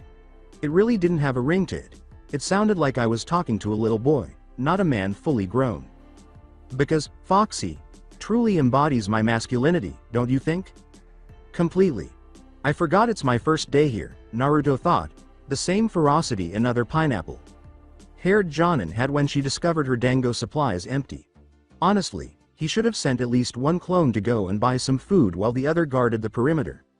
Naruto let the jab at his masculinity slide as he gazed at the new looking refrigerator and opened it languidly, just like a certain pineapple haired Jonin did in his day.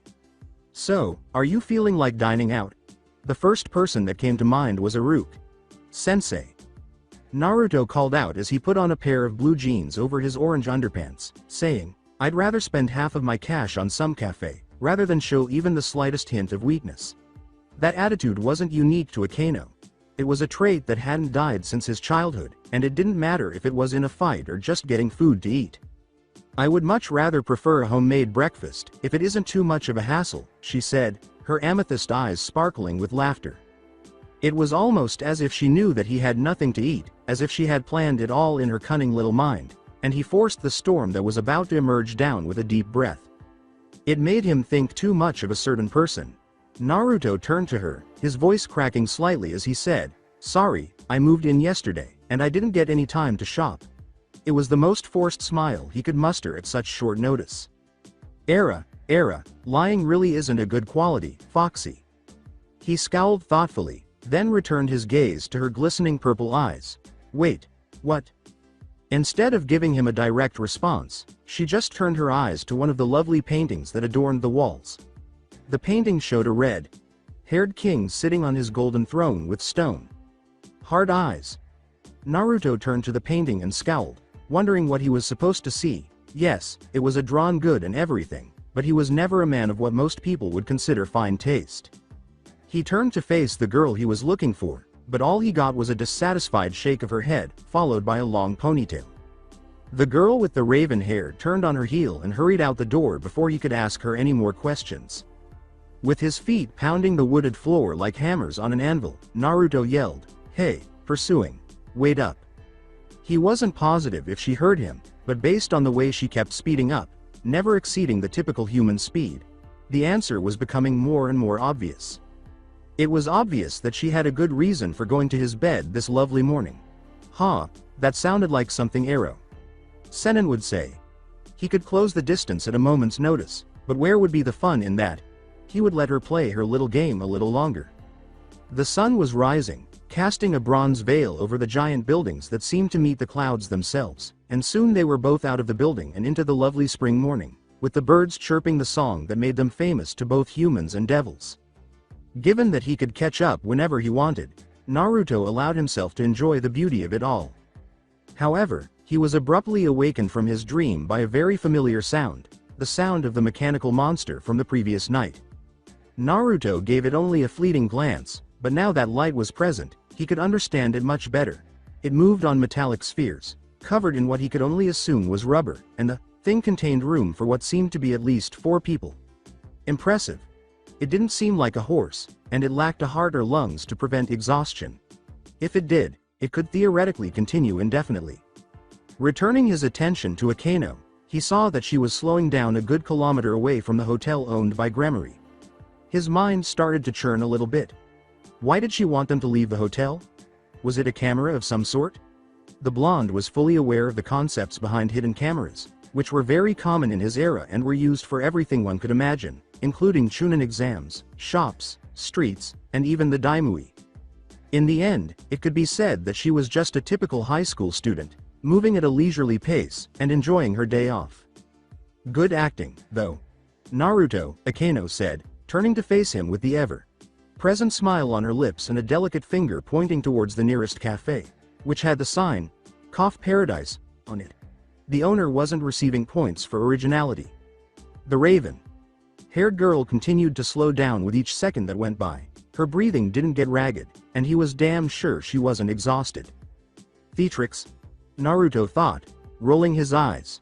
Blunt as a hammer, Naruto was never one for theatrics, but she entered and took him by the hand as though they were something they were definitely not. What are you doing? At your expense. Akeno seemed to omit the phrase, having fun. A few grousing moments later, Naruto was sitting in a cozy chair, staring directly into a porcelain cup. Or, more accurately, the coffee inside. And he couldn't recall the last time he had actually had to drink the brownish liquid because, in most cases, his natural endurance was sufficient to keep him going, so adding coffee wouldn't really make a difference, if anything. It's common courtesy to drink when you're with a friend, especially when the friend already paid for your drink. Akeno responded by sipping from her cup.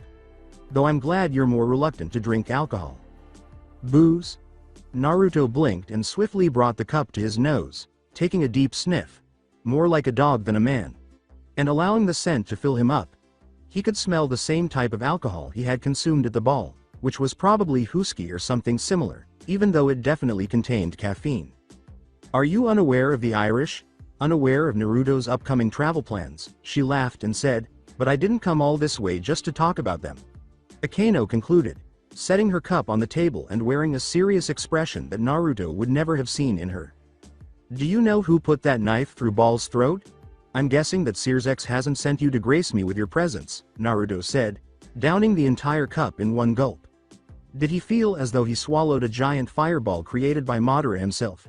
Yes, he did. Did he care? No, he didn't care at all. It's Bal, she clarified, adding, and no, he has nothing on. In addition to the fact that the blade is made of holy steel, which I believe you are already aware of. You did come to discuss the Irish, then, no, but Searsex. Sama was able to dig out who might have known.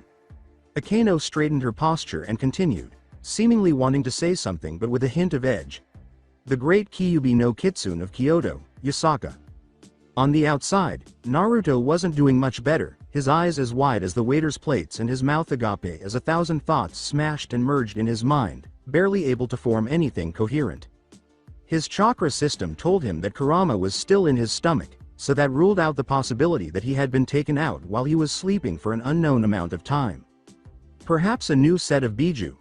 Given that Naruto had no idea what had happened to Madara's corpse, but Gamakichi's words influenced his predictions, the idea was quickly discarded because no one possessed the knowledge or raw power necessary to create something as powerful as the notorious chakra monsters. A fox with 9 tails. A hush fell over Naruto and Akeno as everyone stared at them with a mix of bewilderment, annoyance, and interest. Naruto's yell reverberated throughout the cafe, attracting everyone's attention to them. Angry, Akeno bit her bottom lip. The shock soon passed, and he melted into the kiss. Akeno appeared gentle throughout, and soon he felt her pulling back into her seat with a smile on her face. Naruto didn't blush when he felt a pair of soft lips pressing against his. What was he, 13 or something?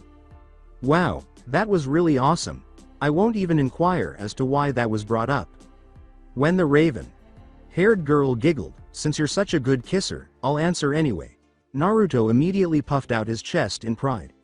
People find public displays of affection extremely awkward. With a sidelong glance at the populace, she remarked, humans are very prudish. To Naruto's surprise, everything she said was accurate, they were prudes. Now, describe this Kyuubi to me. Is she a formidable force? The idea of a giant 9-tailed fox tearing out, destroying mountains, and sending tidal waves crashing to the shores was, as Shikamaru would say, troublesome. Naruto asked, frowning. I need to know as much as possible about this new Kyuubi, because I'm not sure exactly what will happen when they meet, or worse, if they collide. Is she powerful? She is to be extremely strong, on par with the Satans, Akeno said, her violet eyes sparkling with something Naruto did not like. She is even stronger than Circex. Sama, according to the Yukai, but that is just their arrogance. The Kyuubi is merely a grain of sand in the storm, if I had to compare them. Therefore, don't allow their folly to scare you. You have already made your travel plans.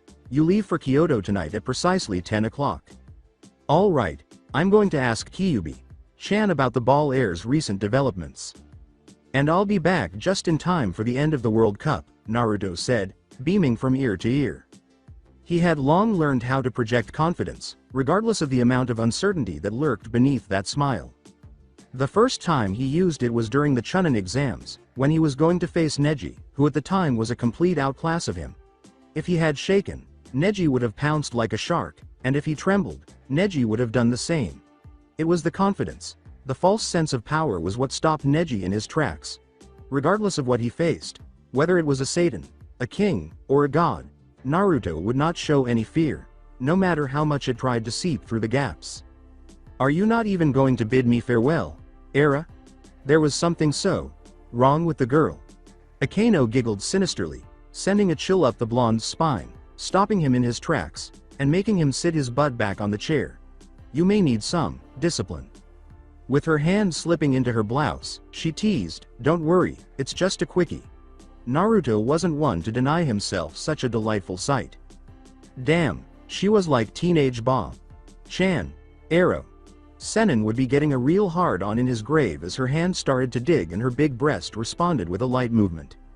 Akeno took a page out of her blouse, gave it a last glance, and handed it to Naruto after what felt like hours, sweet, blissful hours. As soon as he picked up the page, he realized that it was a story, or at least a piece of one, and not some secret document from Circex. From Rias Grammari's journal, June 7, 2014. My room is just as ugly as any other room in this vile mansion. It has no beauty, just a veil to conceal the repulsive flesh inside. My cousins are all over the place, sewing constantly and telling me how wonderful this opportunity was while acting as though they know best. Their needles may be sharp enough for their jobs, but their minds are as dull as they are, and I detest them for their big mouths and dull little minds. It makes me feel sick to my stomach to think about what I wrote yesterday. I have no idea what kind of crazy thoughts were going through my head before I met Riser Phoenix, and I believed he was a real prince and a true gallant who could sweep my feet, give me a red rose, and win my heart just as I would win his. I have never encountered a more repulsive man. That was the highlight of our encounter when he walked in with not one, but two of his whores and had the audacity to refer to them as my future sisters. The ensuing events could only be described as repulsive. We strolled through the gardens while his whores remained securely attached to his shoulders, hurling kinky whispers at one another and frowning at me whenever our gazes locked. Suddenly, he started playing with one of them, and her groans and screams reverberated throughout the gardens until she was reduced to a sniveling dog on the ground. The other one, envious of the whole situation, begged him to treat her similarly, and after a few minutes, he struck her in the face so forcefully that her teeth flew out and blood spurted from her mouth. Despite everything, she continued to smile at him. He grinned at me after that, and his hands started moving all over my body, as if I were a whore. Ha! He learned his lesson from the blast of destruction that tore through his crotch. Naturally, being a phoenix, it regrew a moment later, but he understood, or at least I believed he did. With nothing left to conceal his member, he beckoned for his injured whore, who complied gladly. Riser told her to suck, and she did so with pleasure, and I immediately left in disgust, warning any guards I passed. The rest of the day was spent arguing with father and mother about the marriage, but they were adamant, so I took matters into my own hands and looked for a legal way to settle this. I will not marry him. I don't care how much it may help my family, or even all the devils in the underworld. I used the rating games as my response. Naruto glanced at the letter one last time, and although he had never liked the idea of forced marriages, it was not a novel or unfamiliar concept to him. Judging by your expression, I assume you've read through Ria's letter. Yes, I did read it. But don't ask how I can help, Naruto said softly, returning the page. It appeared that not all customs were lost to the passage of time. With violet eyes that glowed like twin orbs of fire, Akino's face furrowed into a deep frown. Naruto-san, I didn't think you were a coward. Unfortunately, Rias didn't mistake you for one either. How in the world am I a coward? If her parents are jerks, what can I do? Look, I'll assist, Naruto growled, his fists clenched. Tell me what I have to do, please. With a voice as soft as silk, Akino said, you could always just join Rias's peerage, and help her defeat Riser. The fire in her eyes was extinguished, and calm returned. You understand that I'm not going to become anyone's slave? Slitting my own throat is preferable to becoming a willing slave to anybody. Akino appeared to have something to say, but her words just died in her throat. Can't I simply swap out a member of your team? Naruto's voice trailed off as he said, I know Ria's peerage isn't full, so I can just take a temporary position as pawn. It didn't seem possible that the mission would be his only concern for a change.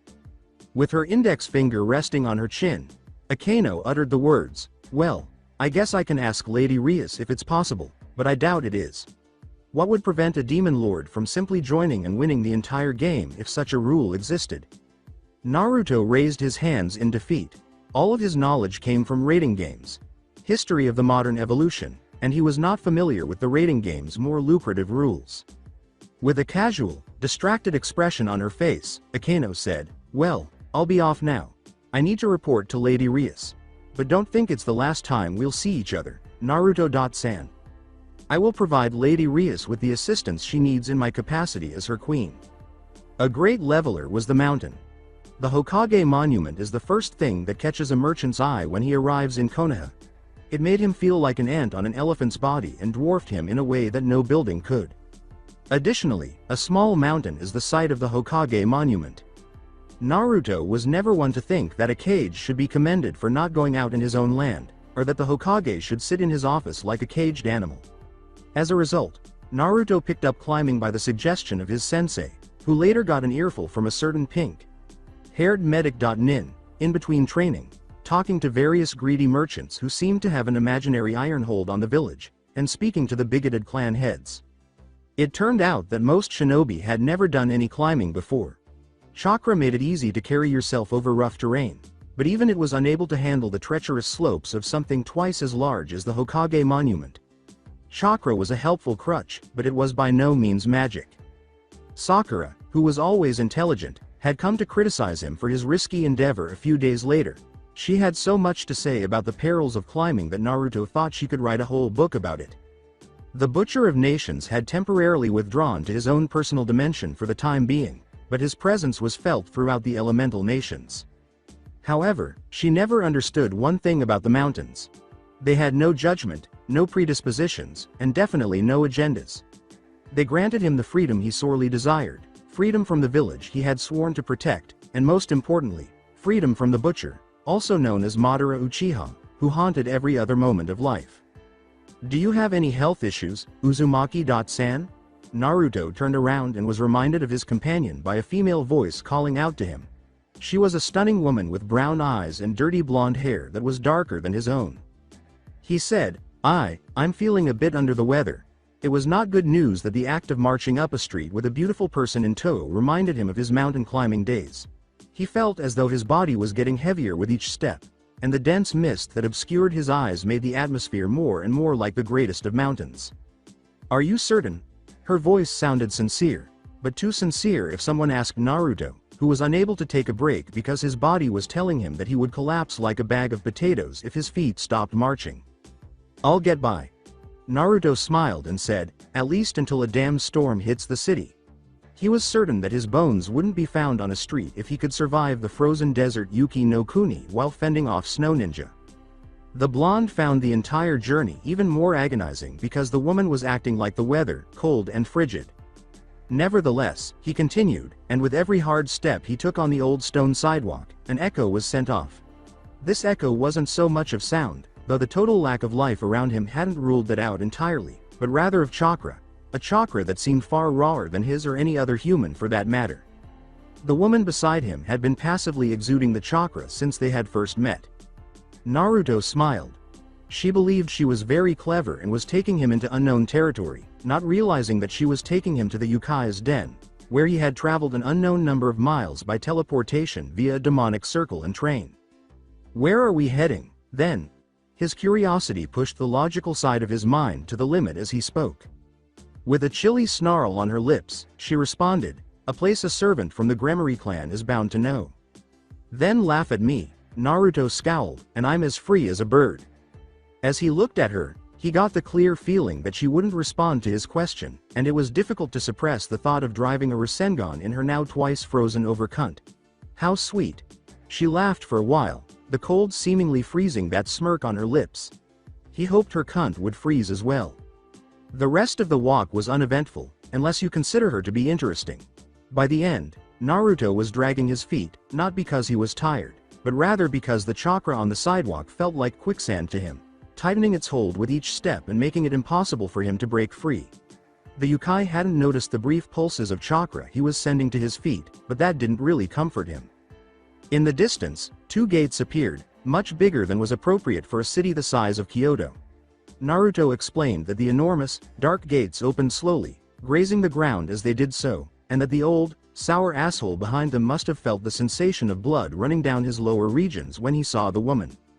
Naruto was a different man when the gates closed, and the warm spring wind, yes, spring, blew away the illness that had afflicted him in the final hours.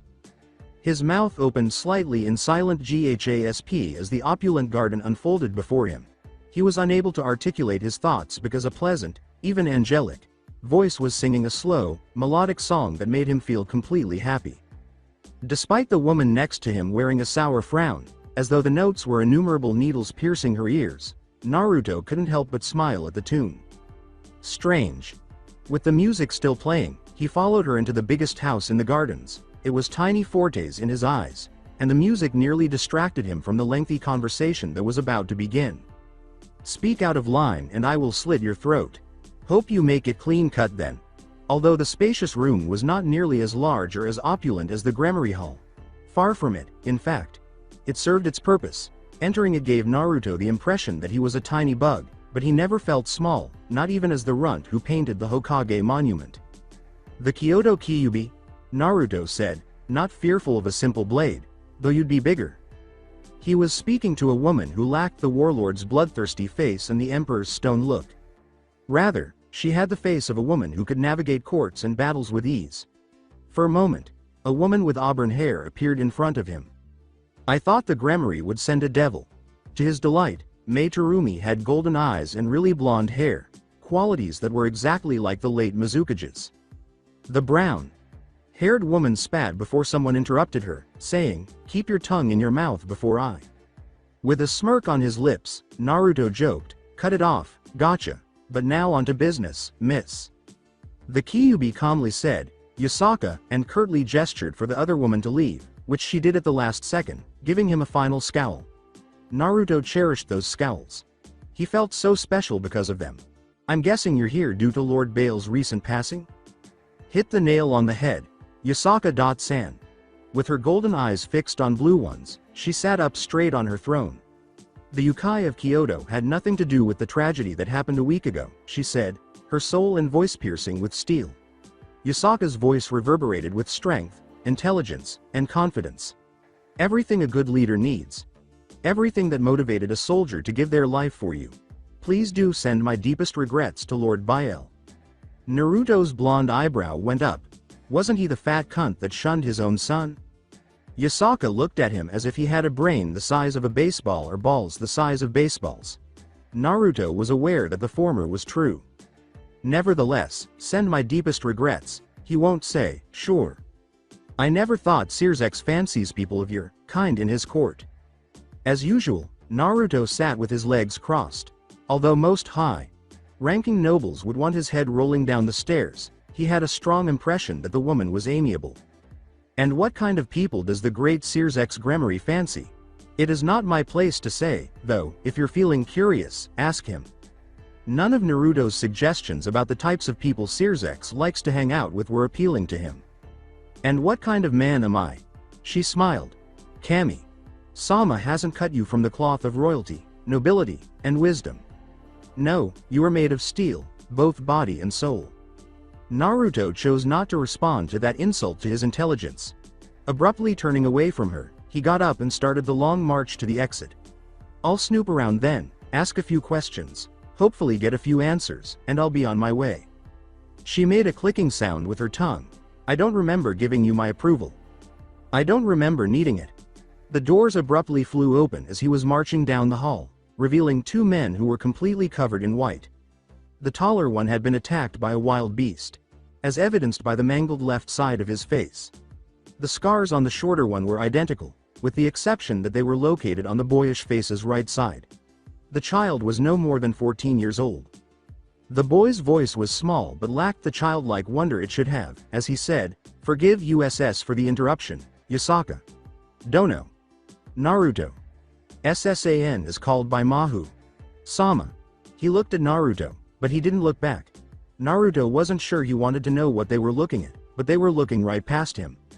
With a tone full of disgust, Yasaka asked, "And what does your master want with my guest?" Her features went completely feral as soon as those two walked into the hall. And as the heat suddenly filled the hall, he could feel himself perspiring. The boy's response was brief and straightforward. "I was as not told." The older man turned to face Naruto as his eyes attempted to meet the boy's, hissing low and flashing his razor sharp teeth. It was clear who was the bronze and who was the brains, or what was left of them. "Then leave our presence at once. I will not subjugate my guest to the rambling of a woman gone mad."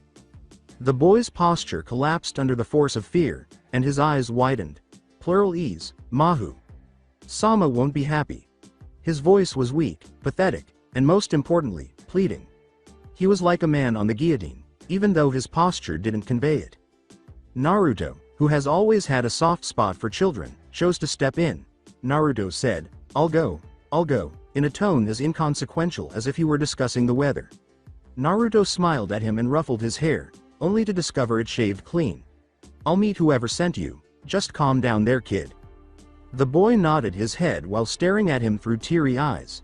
According to the silent sneer on his face, the older man by his side, whom Naruto assumed to be his father, did not appear particularly happy. Yasaka rolled her eyes and said, "Ah, so we will be seeing the old with witch then," and a moment later she was by his side. "Come on then, I haven't seen the old snake in a while." As they got closer, the old walls swayed in the summer heat. In the past few thousand years, they must have been impressive.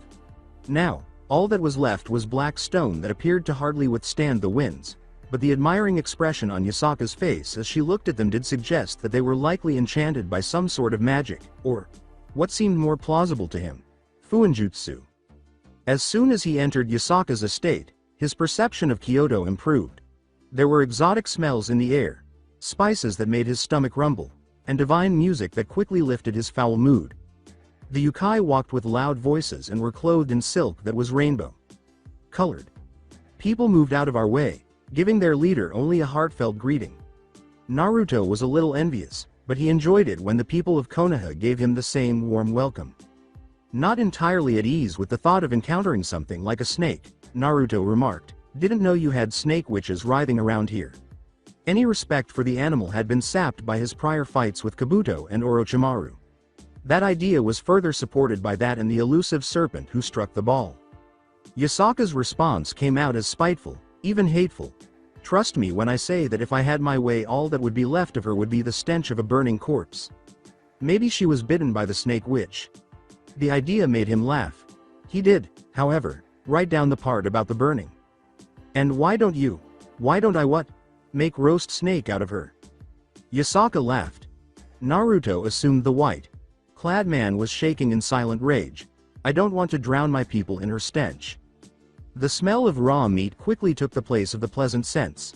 Subtly, Naruto glanced around and saw a great number of men, women, and children eating raw meat from an unidentified animal while cuddling with one another. He trembled. More quickly than they had anticipated, they had arrived at the dugout. Before silently dismissing themselves, the boy and his father knelt in front of the dugout, their foreheads pressed to the ground. Naruto went in first, being cautious not to bump his head.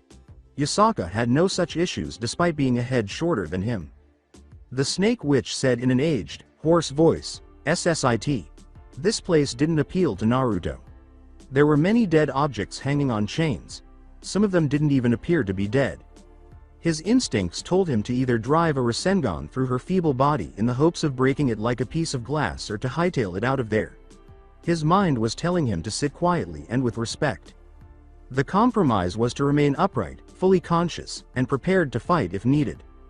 Not smart, but not foolish, at least you're better than my other guest. Yasaka was twitching, but he couldn't figure out why. As soon as she extended her hand, golden flames appeared, and she lit the closest torch with them. Some things are better left in the dark, Arrow. Sennin had said. One of them was this. Two milky white, lifeless eyes gazed at them as the dugout was illuminated by the light. It was always twitching like an insect, with a single blood-red third eye perched above the other two. Her voice was a hollow hiss as hollow as her cheeks. You know I dislike bright lights, Yasaka. With the exception of a few stray white hairs, the witch's scalp was nearly hairless. Half serious, half joking, Naruto asked, why aren't you trying to make me laugh with your hissing? The snake witch babbled, a step towards foolishness, but she was talking to herself, not him. He gave her points for at least responding, saying, boy, when you've lasted for as long as I have, you learn how to correct something simple like your speech. For that, Naruto said, thanks. She failed to pay him the respect he deserved. He didn't care enough to request it. With her long fingers playing with a stray ant, the witch said, Yasaka-chan, excuse us. This is a matter of no real concern to you. With her arms folded across her chest, Yasaka retorted icily, everything within my land is my concern. With ease, Mahu crushed the ant. With a voice as poisonous as her preferred animal, Mahu swore, fine, but dare not interrupt me when I'm speaking. Yasaka's response was equally, if not more, scathing. And what will you do, Mahu? Raise your magic against me, and I'll light you aflame faster than you could screech your first curse. Before he was caught in the flames, Naruto made the decision to end their conversation. He whispered in her ear, Yasaka, please, let her speak so we can leave. However, the red eye was watching everything he did. With a single rotting tooth, stump, Mahu smiled and said, my hearing hasn't died in my old age. So has my power, ask Yasaka-chan later if you do not believe me. Naruto had no intention of ever inquiring about Mahu. Mahu's old hand grabbed his bare arm faster than his father. Like size paper, her skin was old and dry, but beneath it lay power. Naruto jerked his hand out of her grasp with little strength, but it felt hollow. She seemed to have given him his freedom. His left arm's skin was trembling and crawling due to the strange feeling. You got rules and your principle, thinking that they're the blade to fight the world with, but they really are poison. Slow poison. It will kill you in time. The Vo. Fearfully, Naruto yelled, who the fuck are you talking about? And why are you calling me, hero? In response to her voice, the shadows surrounding her appeared to dance like snakes, never ceasing. She hissed, spitting out her mouth and exposing her rotten tongue. Do not interrupt me again, child of prophesy, she said. I have voice, hero. A voice that hates to love, and loves to hate. A voice that has the power to rule your faith. His throat chokes up whatever he had to say. They were killed by 3 words. She couldn't have known the nickname the late Toad Sage gave him, child of prophecy. How could she have survived that long? I see you, Mahu said with a cackle that reverberated throughout the dugout. You defeated the one called the Butcher, but then what happened? You sank into darkness. The world around you fading into nothingness. But you thought you were alone. She laughed. Oh, no, something followed you. His vision became blurry, and he fell to his knees in agony after experiencing a sudden, intense pain in the back of his head. He nearly choked on the fresh air he was breathing. The air felt harsh and compressed, as if it were poison. She said in a humorous tone, it seems it doesn't want you to know. How very interesting indeed. Like a snake playing with its mouse, I was amused. But it always lurks. Always watches. Naruto let out a shriek. The agony was getting out of control. His head exploded, splattering fresh blood 1,000 times across the walls. He could see flames dancing and hear Yasaka yelling. Then everything came to a halt. Naruto's mind was filled with the dance of tiny feet. It was an odd and bothersome noise to hear while you were sleeping. He liked the soft perfection of silence when he was sleeping. Sadly, He didn't often get silence. He had become used to the idea of company ever since his stays at the Konoha hospital. Business that had dwindled to just one person in his later years. In the beginning, everyone would come to see Konoha's hero, even those who didn't know him well. In the first few months, it was pleasant to have people by your side all the time, showing concern and best wishes. The most enjoyable aspect of it all was when they shared their stories. The desire to listen in on other people's conversations was a fundamental human instinct. There is nothing embarrassing there. With a laugh, Naruto recalled one of the many quarrels between Temari and Shikamaru. They were hilarious to listen to, with Temari's raucous cries of agony followed by the lazy genius's sardonic response. She once believed he was having an affair with a member of the cryptanalysis team. Naruto assumed that Shika's head would have rolled into his bed if he hadn't had such honed reflexes. Temari also had the advantage of being inventive in her use of curses, in contrast to Sakura-chan, who typically just used different forms of the word idiot. A true spectacle. His eyes popped open when someone touched his whiskers. There was only a startled gasp before his gaze narrowed to the offender. A young girl, no older than 10 years old. Half of her already small face was obscured by her wide eyes. "Bu." The girl let out the loudest scream her tiny body could manage. "Mother! Mother!" Her scream made 1,000 senbons piercing his ears appear kind, and he moaned. He collapsed onto the plush pillows. Gentle, surprised, he thought. At least he was not in a hospital, then. The Konoha hospital's pillows were as cozy as a hammer to the skull and as hard as bricks. With 9 golden tails as straight as arrows, the girl bounded out of the room like a genin. Hold on. A total of 9 golden tails. Yasaka was the only other blonde woman with 9 tails. The girl must have been Yasaka's niece, then? He couldn't imagine a woman of Yasaka's age having a 10-year-old child, so he hoped it was her niece.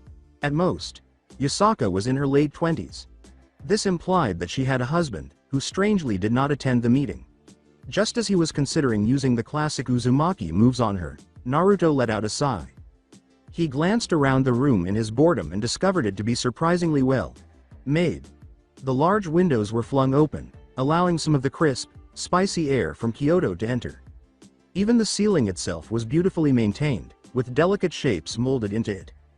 As she entered the room with a servant following her, Yasaka remarked, "I should have warned you she smelled bad." Observing his expression, she continued, "Too late?" In front of Naruto, the servant placed a plate full of fish and a steaming cup of tea. Based on its aroma, he assumed it was herbal. A connection that has existed since the beginning of time was formed in less than a second. A man's relationship with his food. In just a few minutes, he devoured the food like a real animal, only being interrupted by the servant's startled gasps. He looked up to see Yasaka staring at him with a look of disgust mixed with wonder. The latter was heavily favored. Yasaka waved the servant girl away and said, "I'm glad you're feeling better." Fearing that she would be eaten like the other fish, the girl fled the room while gazing at Naruto. Without noticing, Yasaka raised an eyebrow. "When we told Sears, don't know about your condition, and he was very worried," she said. "How close are you two?" After noticing that his plate was empty, Naruto turned to face his fellow blonde and shrugged his shoulders. "Not that much really," Naruto remarked as he finished his tea. "But overall he's a cool guy." With a calculating expression, Yasaka asked, "Is he now? Then you're close to his sister, perhaps?" His features were then schooled. Her inquiries were excessive, which she had no right to know the answers to. "I'm not on trial, Yasaka-san," he said, his normally upbeat voice tinged with a certain coldness that had been acquired during 100 council meetings. He put his teacup neatly on the drawer to his left and said, "In fact, I am here to ask you questions. Not the other way around." She spoke calmly and without a single crack. "Pardon me for encroaching on your private affairs, Uzumaki-san." Her poker face was pretty good. And a pleasant face overall. He knew better than to wonder how many men had been seduced by her charm and wit over the years. Since the entire Phoenix Ball fiasco, he had to perform at the highest level. "But can you answer one last question for me, Uzumaki-san?" He gave a nod. With a gentle and informal tone, she asked thoughtfully, "Why didn't you tell me you hailed from the eastern lands?" The ideal hook to grab his attention. If she believed he would fall for it so easily, she was underestimating him. She continued after glancing at him. I mean, your looks are that of a Westerner, but you speak with the honorifics that are only known in the Eastern lands.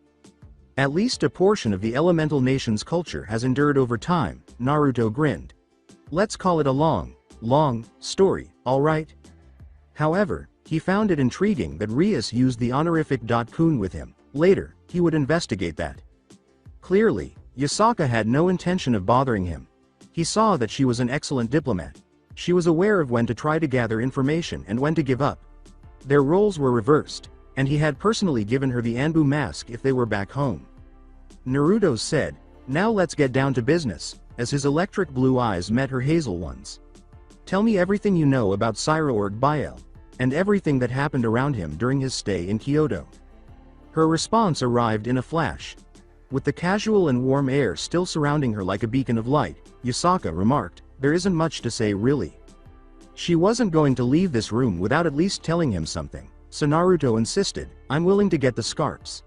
He was getting something out of this, even though it might have been the killer's name or his favorite color. As she spoke, she came across as amiable. "If you insist, then I'll tell you all I think will be of interest to you," Yasaka replied. Cyraorg.san was truly a good man. He told me how he gave stray devils a second chance. I honestly wouldn't know someone who would be willing to hurt him, let alone kill such a kind soul. Naruto gave an eye roll. He had read the man's biography already. That was absolutely true. I don't know how it is in your culture, but back home speaking ill of the dead isn't something bad.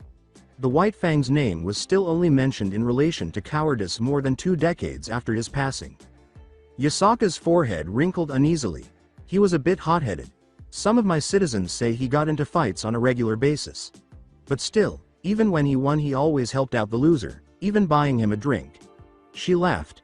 Some of the men wanted to fight him just for the free drinks afterwards. Feeling the grip of guilt around his heart, Naruto scowled.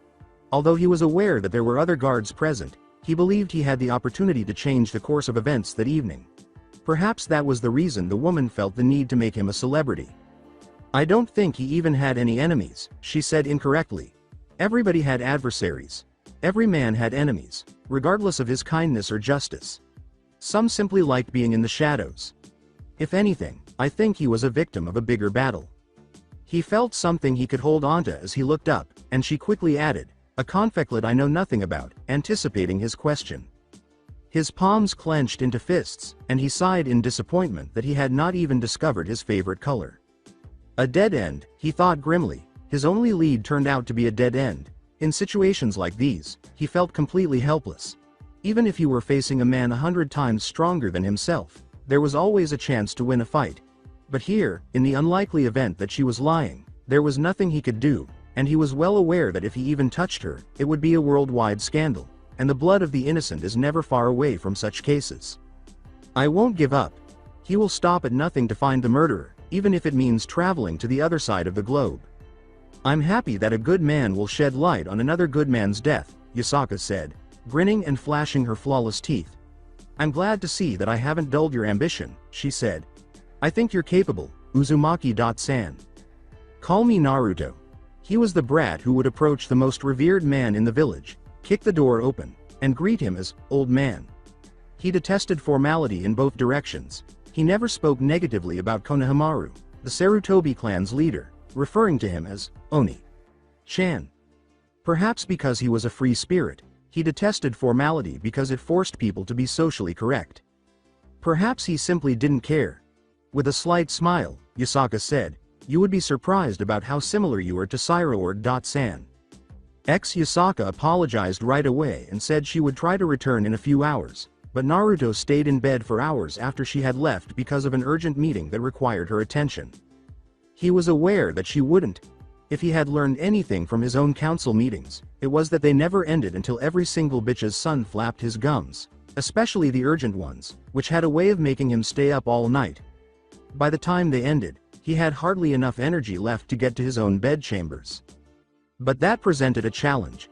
The ghost of a pale, skinned, blue-haired, lavender-eyed woman stared back at him with all the worry in the world when he was alone in the room.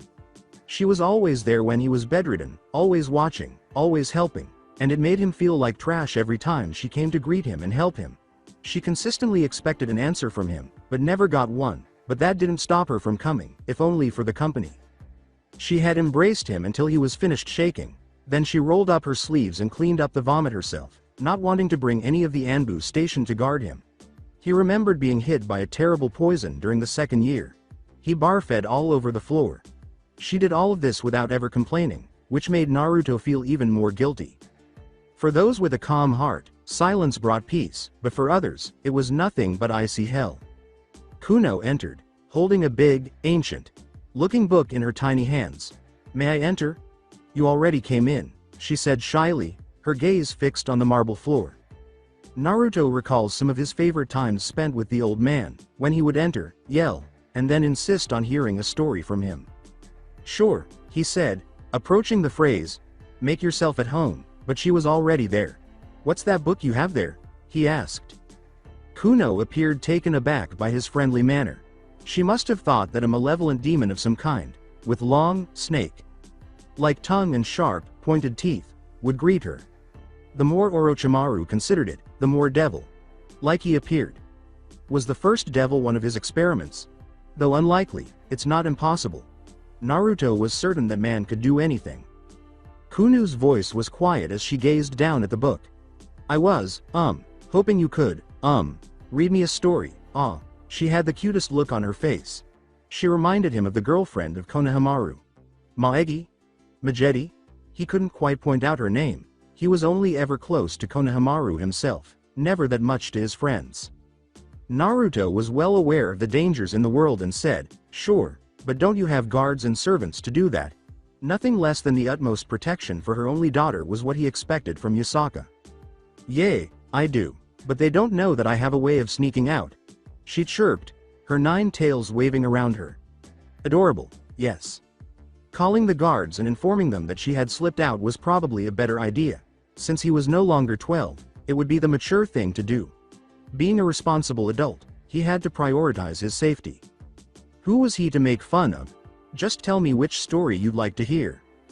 Being as delicate as possible, she gladly gave him the book and settled into the chair next to the bed. "Legend of the 100-Tailed Kitsune," was her response when he asked her which story she would like to hear. How I loved stories like this in the past, when the valiant heroes carelessly vanquished the malevolent villains. When you were a bad guy, you were born rotten to the core, and when being a good guy meant more than just betting on a 17-year-old cage. Are men like Obito and Nagato deemed evil? They were certainly not saints, but they also weren't monsters. In their own perverse way, they appeared to wish to improve the world. Perhaps the reason I like them is that if a few things in my life had gone wrong, I might have turned into a mirror image of them. In the stories, the hero stood triumphant while the victim fell to the ground after being killed. I think that was the largest I've read in a long time. His still, warm blood will spray onto your hands when you cut his throat. If the body is left in the sun for an extended period of time, it will start to emit an infamous stench. When a body is burned by the same fire that Kuno was playing with, the stench is so strong that it could drive a grown man to flee. More than anything, Naruto detested killing. The world, regrettably, adored blood. He recalled that Vinny's men weren't good people when he killed them in the nightclub. Who was he to judge them? Hell, the majority of them were garbage. He had a mental stack of all the faces of the men and women he had killed for the village. He would always insist that it was inevitable, that it was for the world's benefit, for his beloved people's security and well-being. Even so, it left a bitter aftertaste in his mouth. The more he considered it, the farther he pushed away from the notion of having any sort of relationship with his distant cousin who wielded a Rinnegan. Ironically, Obito, who was played by Madara, played Nagato with ease. He ensured that Naruto was not being forced to dance by phantom strings. It was among the reasons he was against Kami or Fate. He was not being forced to dance to the music by any higher power. No, only options were available. He made decisions that he would live with for the rest of his life. While some were wise, others weren't. It mattered that they belonged to him. Let them come if the old witch was correct and there were ghosts from the past trapped in the same moment as him. Due to Naruto's constant readiness for combat. Have faith. Kuno was already in the land of the dreamers by the time he finished reading the story. Like a cute little kitten, she even snores lightly. She really was a cute kid. She snored lightly, her kitsune ears twitching was beyond cute. His hand brushed her hair as it moved toward her head. When he stopped, a cute little frown slid into her cute face. After carefully removing her from the bed, Naruto held her in his arms. She flinched as she opened the door and heard it creak, but Naruto carried her through the lengthy wooden corridors with the dexterity of a shinobi. The creaking never made it to her furry ears with every step he took. He did not move quickly or slowly. No stupid guard took her from him. They were noisy, which is understandable, and definitely woke her up. After a few moments, he located her room. The big pink sign that said, "Princesses" made it easy to identify. He guessed that this was her room, given the absence of nobles in the mansion. If not, he was cautious enough to avoid being noticed. Although he detested not doing it, he was ultimately able to do it. All Naruto needed to do was set his mind to it. With his hand lightly pressing down on the doorknob, he leaned her petite frame against his chest. When he peered inside, he saw an opulent, empty room with numerous photos of Yusaka and a young girl. The girl adored her mother, Sheesh. Taking care not to wake Kuno, who was still soundly asleep in his arms, Naruto gently pushed the door open. It was a large room. It might as well have been 5 times his apartment's size. This time, the door chose not to creak at them. After his warmth left her, she appeared upset for a moment when Naruto laid her on the bed, so he hastily covered her form with a blanket that was softer than anything he had ever touched. Despite her apparent displeasure, the kitsune girl fell asleep. He paused and surveyed the space. It was as exotic as the surrounding city, really. In fact, even more so. The great window provided the ideal view of Kyoto, and long curtains were folded from either side of the room. In the darkness, the various lights were gleaming like lanterns. A man felt liberated rather than imprisoned. He liked it better than Ria's room, which felt more like a jail than a home. It felt chilly and cut off from the outside world, but that's not to say it lacked luxury. If anything, it surpassed it. He squinted slightly.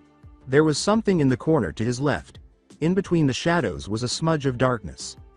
Peering at them in silence. Naruto's ability to hide his body language was never very good. To attack first was a good way to counter that weakness, and he struck first. With his fist cocked at the back of his head, Naruto was in front of the silent specter without even a heartbeat.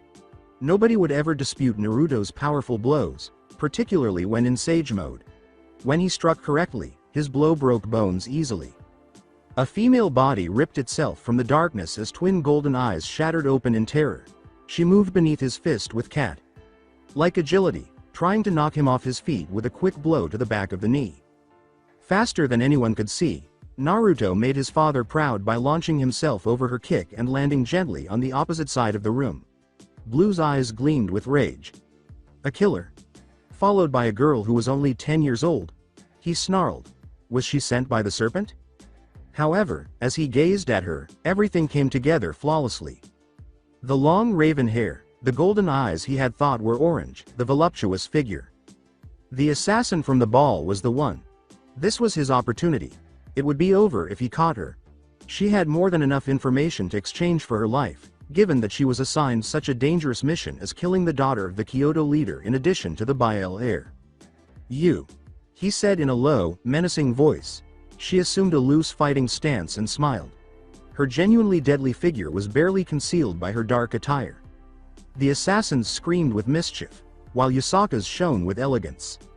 She purred, now, and her voice gave him a feeling he hadn't had in months. Pure passion. She was one of the many kunoichi that Naruto had seen who were known to use their appearance as their most lethal weapon. The urge to simply go and ravish her was always there, but he never followed through. Because he was aware that a kunai to the rear would be coming shortly. "Why didn't you tell you could fly, handsome? I wouldn't keep your interest if I told you." He nearly choked on lust from the woman's golden eyes. She was able to arouse people with just a few words, which was remarkable. The idea of what might have transpired if she had worn more skimpy attire was, to put it mildly, sultry. To be honest, he was unsure of his ability to control himself. She licked her lips in satisfaction and said, "I'd never lose my interest in ya. I'd take you right here. What would ya say about that?" All it took to make him risk a kunai in the back was the straw that broke the camel's back, the drop that spilled the dam, or whatever you wanted to call it. Not possible. He was aware that he wasn't that simple. Even though she was gorgeous and her purring was teasing in and of itself, long before she was born, other people attempted to woo him. Naruto wanted to smash his head against the amethyst wall when the realization finally dawned on him. Though he didn't want to wake Kuno, he would have. The allure vanished with a sudden chakra burst. The aura of mysticism that had surrounded her had disappeared as fast as it had appeared. He saw her for what she was. A woman who was more attractive than life, dressed in night-gloomy attire, and who was likely planning to kill him and a child. As she approached him slowly, she remarked, "Neko got your tongue, handsome." She clearly didn't want to wake up her potential victim, as evidenced by the softness of her footsteps against the wood. Her ample breasts quickly pressed against his chest, and her heart-shaped face was just inches from his. As a tiny knife emerged from her left sleeve, the blonde with whiskers grinned. Naruto swept her off her feet more quickly than she had anticipated. Literally. With a dull thud, her back struck the floor, her hands pinned by his, their faces still inches apart. Leaning in, he kissed her chastely on the lips. Sweet. He said that her lips were so delicious that he probably would have given in to her charms if he had taken more after Jiraiya. Fortunately, this was one of those occasions when being terrified of Sakura-chan really paid off. As her hot breath tickled his face, she asked, "Wanna have another go?" Her hands were still as useless to her as before, so her diversion was ineffective. He winked and said, "Maybe later, but only if you're lucky." He could gasp at what he saw as the blonde with whiskers wasted no more time in ripping the hood off her face. The head had two fluffy ears. Kitsune? Was she Yusaka's relative? The closest relatives had the right of succession if the entire leader position was comparable to that of the daimyo. Twin tails materialized behind him, tying themselves around his neck and strangling him with the strength of an adult male. "There's something you should know." She took advantage of the chance to turn him over as quickly as possible. Kuno gave a loud snore. The woman grinned. "I like being on top," she said, straddling his hips and stroking his crotch lightly. Looking more closely, Naruto saw that his gibbet was composed of two cattails. "And no, I'm a Nekomata." The blonde used his superior strength to simply lift her up, slamming her body against the purple wall, realizing that he had no intention of turning purple anytime soon. In her slumber, Kuno stirred. He was released from her death grip by the agony of her tails slamming into the walls. With a growl, he swiftly put his hands around her neck. The threat seemed more real and menacing because of the steel in his voice as he said, "Try anything, and we'll test how many lives you have left." Her cat ears twitched slightly as she said, "I'm all ears." To make his point, he put more pressure on her throat. "You're going to tell me everything about the serpent. Got that?" he asked. With devilish greed, she started consuming air after he released her. His whiskers were touched by light. Hold on. Since all of the lamps were off and it was night, that meant. Another set of golden eyes met his as he cocked his head to the side. This time, however, they were a couple filled with anger, fear, and shock. The Kyuubi appeared dissatisfied. The room erupted in laughter. The assassin was the center of attention. Her mouth erupted in purple haze, which Naruto could only watch in horror. It clouded the entire room in a matter of seconds. Yusaka started coughing right away, causing her body to collapse against the door. His horror only intensified when he started coughing himself. It was poison. A deadly poison. The assassin escaped his weakening hold and exploded through the window, sending glass fragments flying behind her. From the bed came Kuno's screams. The blood dripping down her lip and the agonized expression on her face caused his blood to freeze over as she coughed uncontrollably. He had to make a decision. Since he had only inhaled a small quantity of poison, he was confident that he could chase after her and catch up to her. She wasn't the best hand fighter, based on his observations. He could defeat her and solve the case as a whole. However, he would be holding the blood of a young girl who had never had the opportunity to live her life. It would be too simple to solve the case now. Naruto grabbed Kuno and ran out of the room with incredible speed. He was shocked to find the entire hallway filled with poison. A tiny pool of blood was forming under Yusaka's mouth as her body lay face down on the ground. He briefly considered his options while holding her on his other shoulder. As far as he could see, there was poison. The extent of its spread throughout the building was impossible to determine. He coughed violently. Blood was flowing between his fingers as he examined his hand. He turned his gaze to the wall at the end of the corridor. The only way out was this. A cerulean sphere was already in his hand when he arrived. That's it for today. I hope you guys enjoyed this great story. See you in the next one.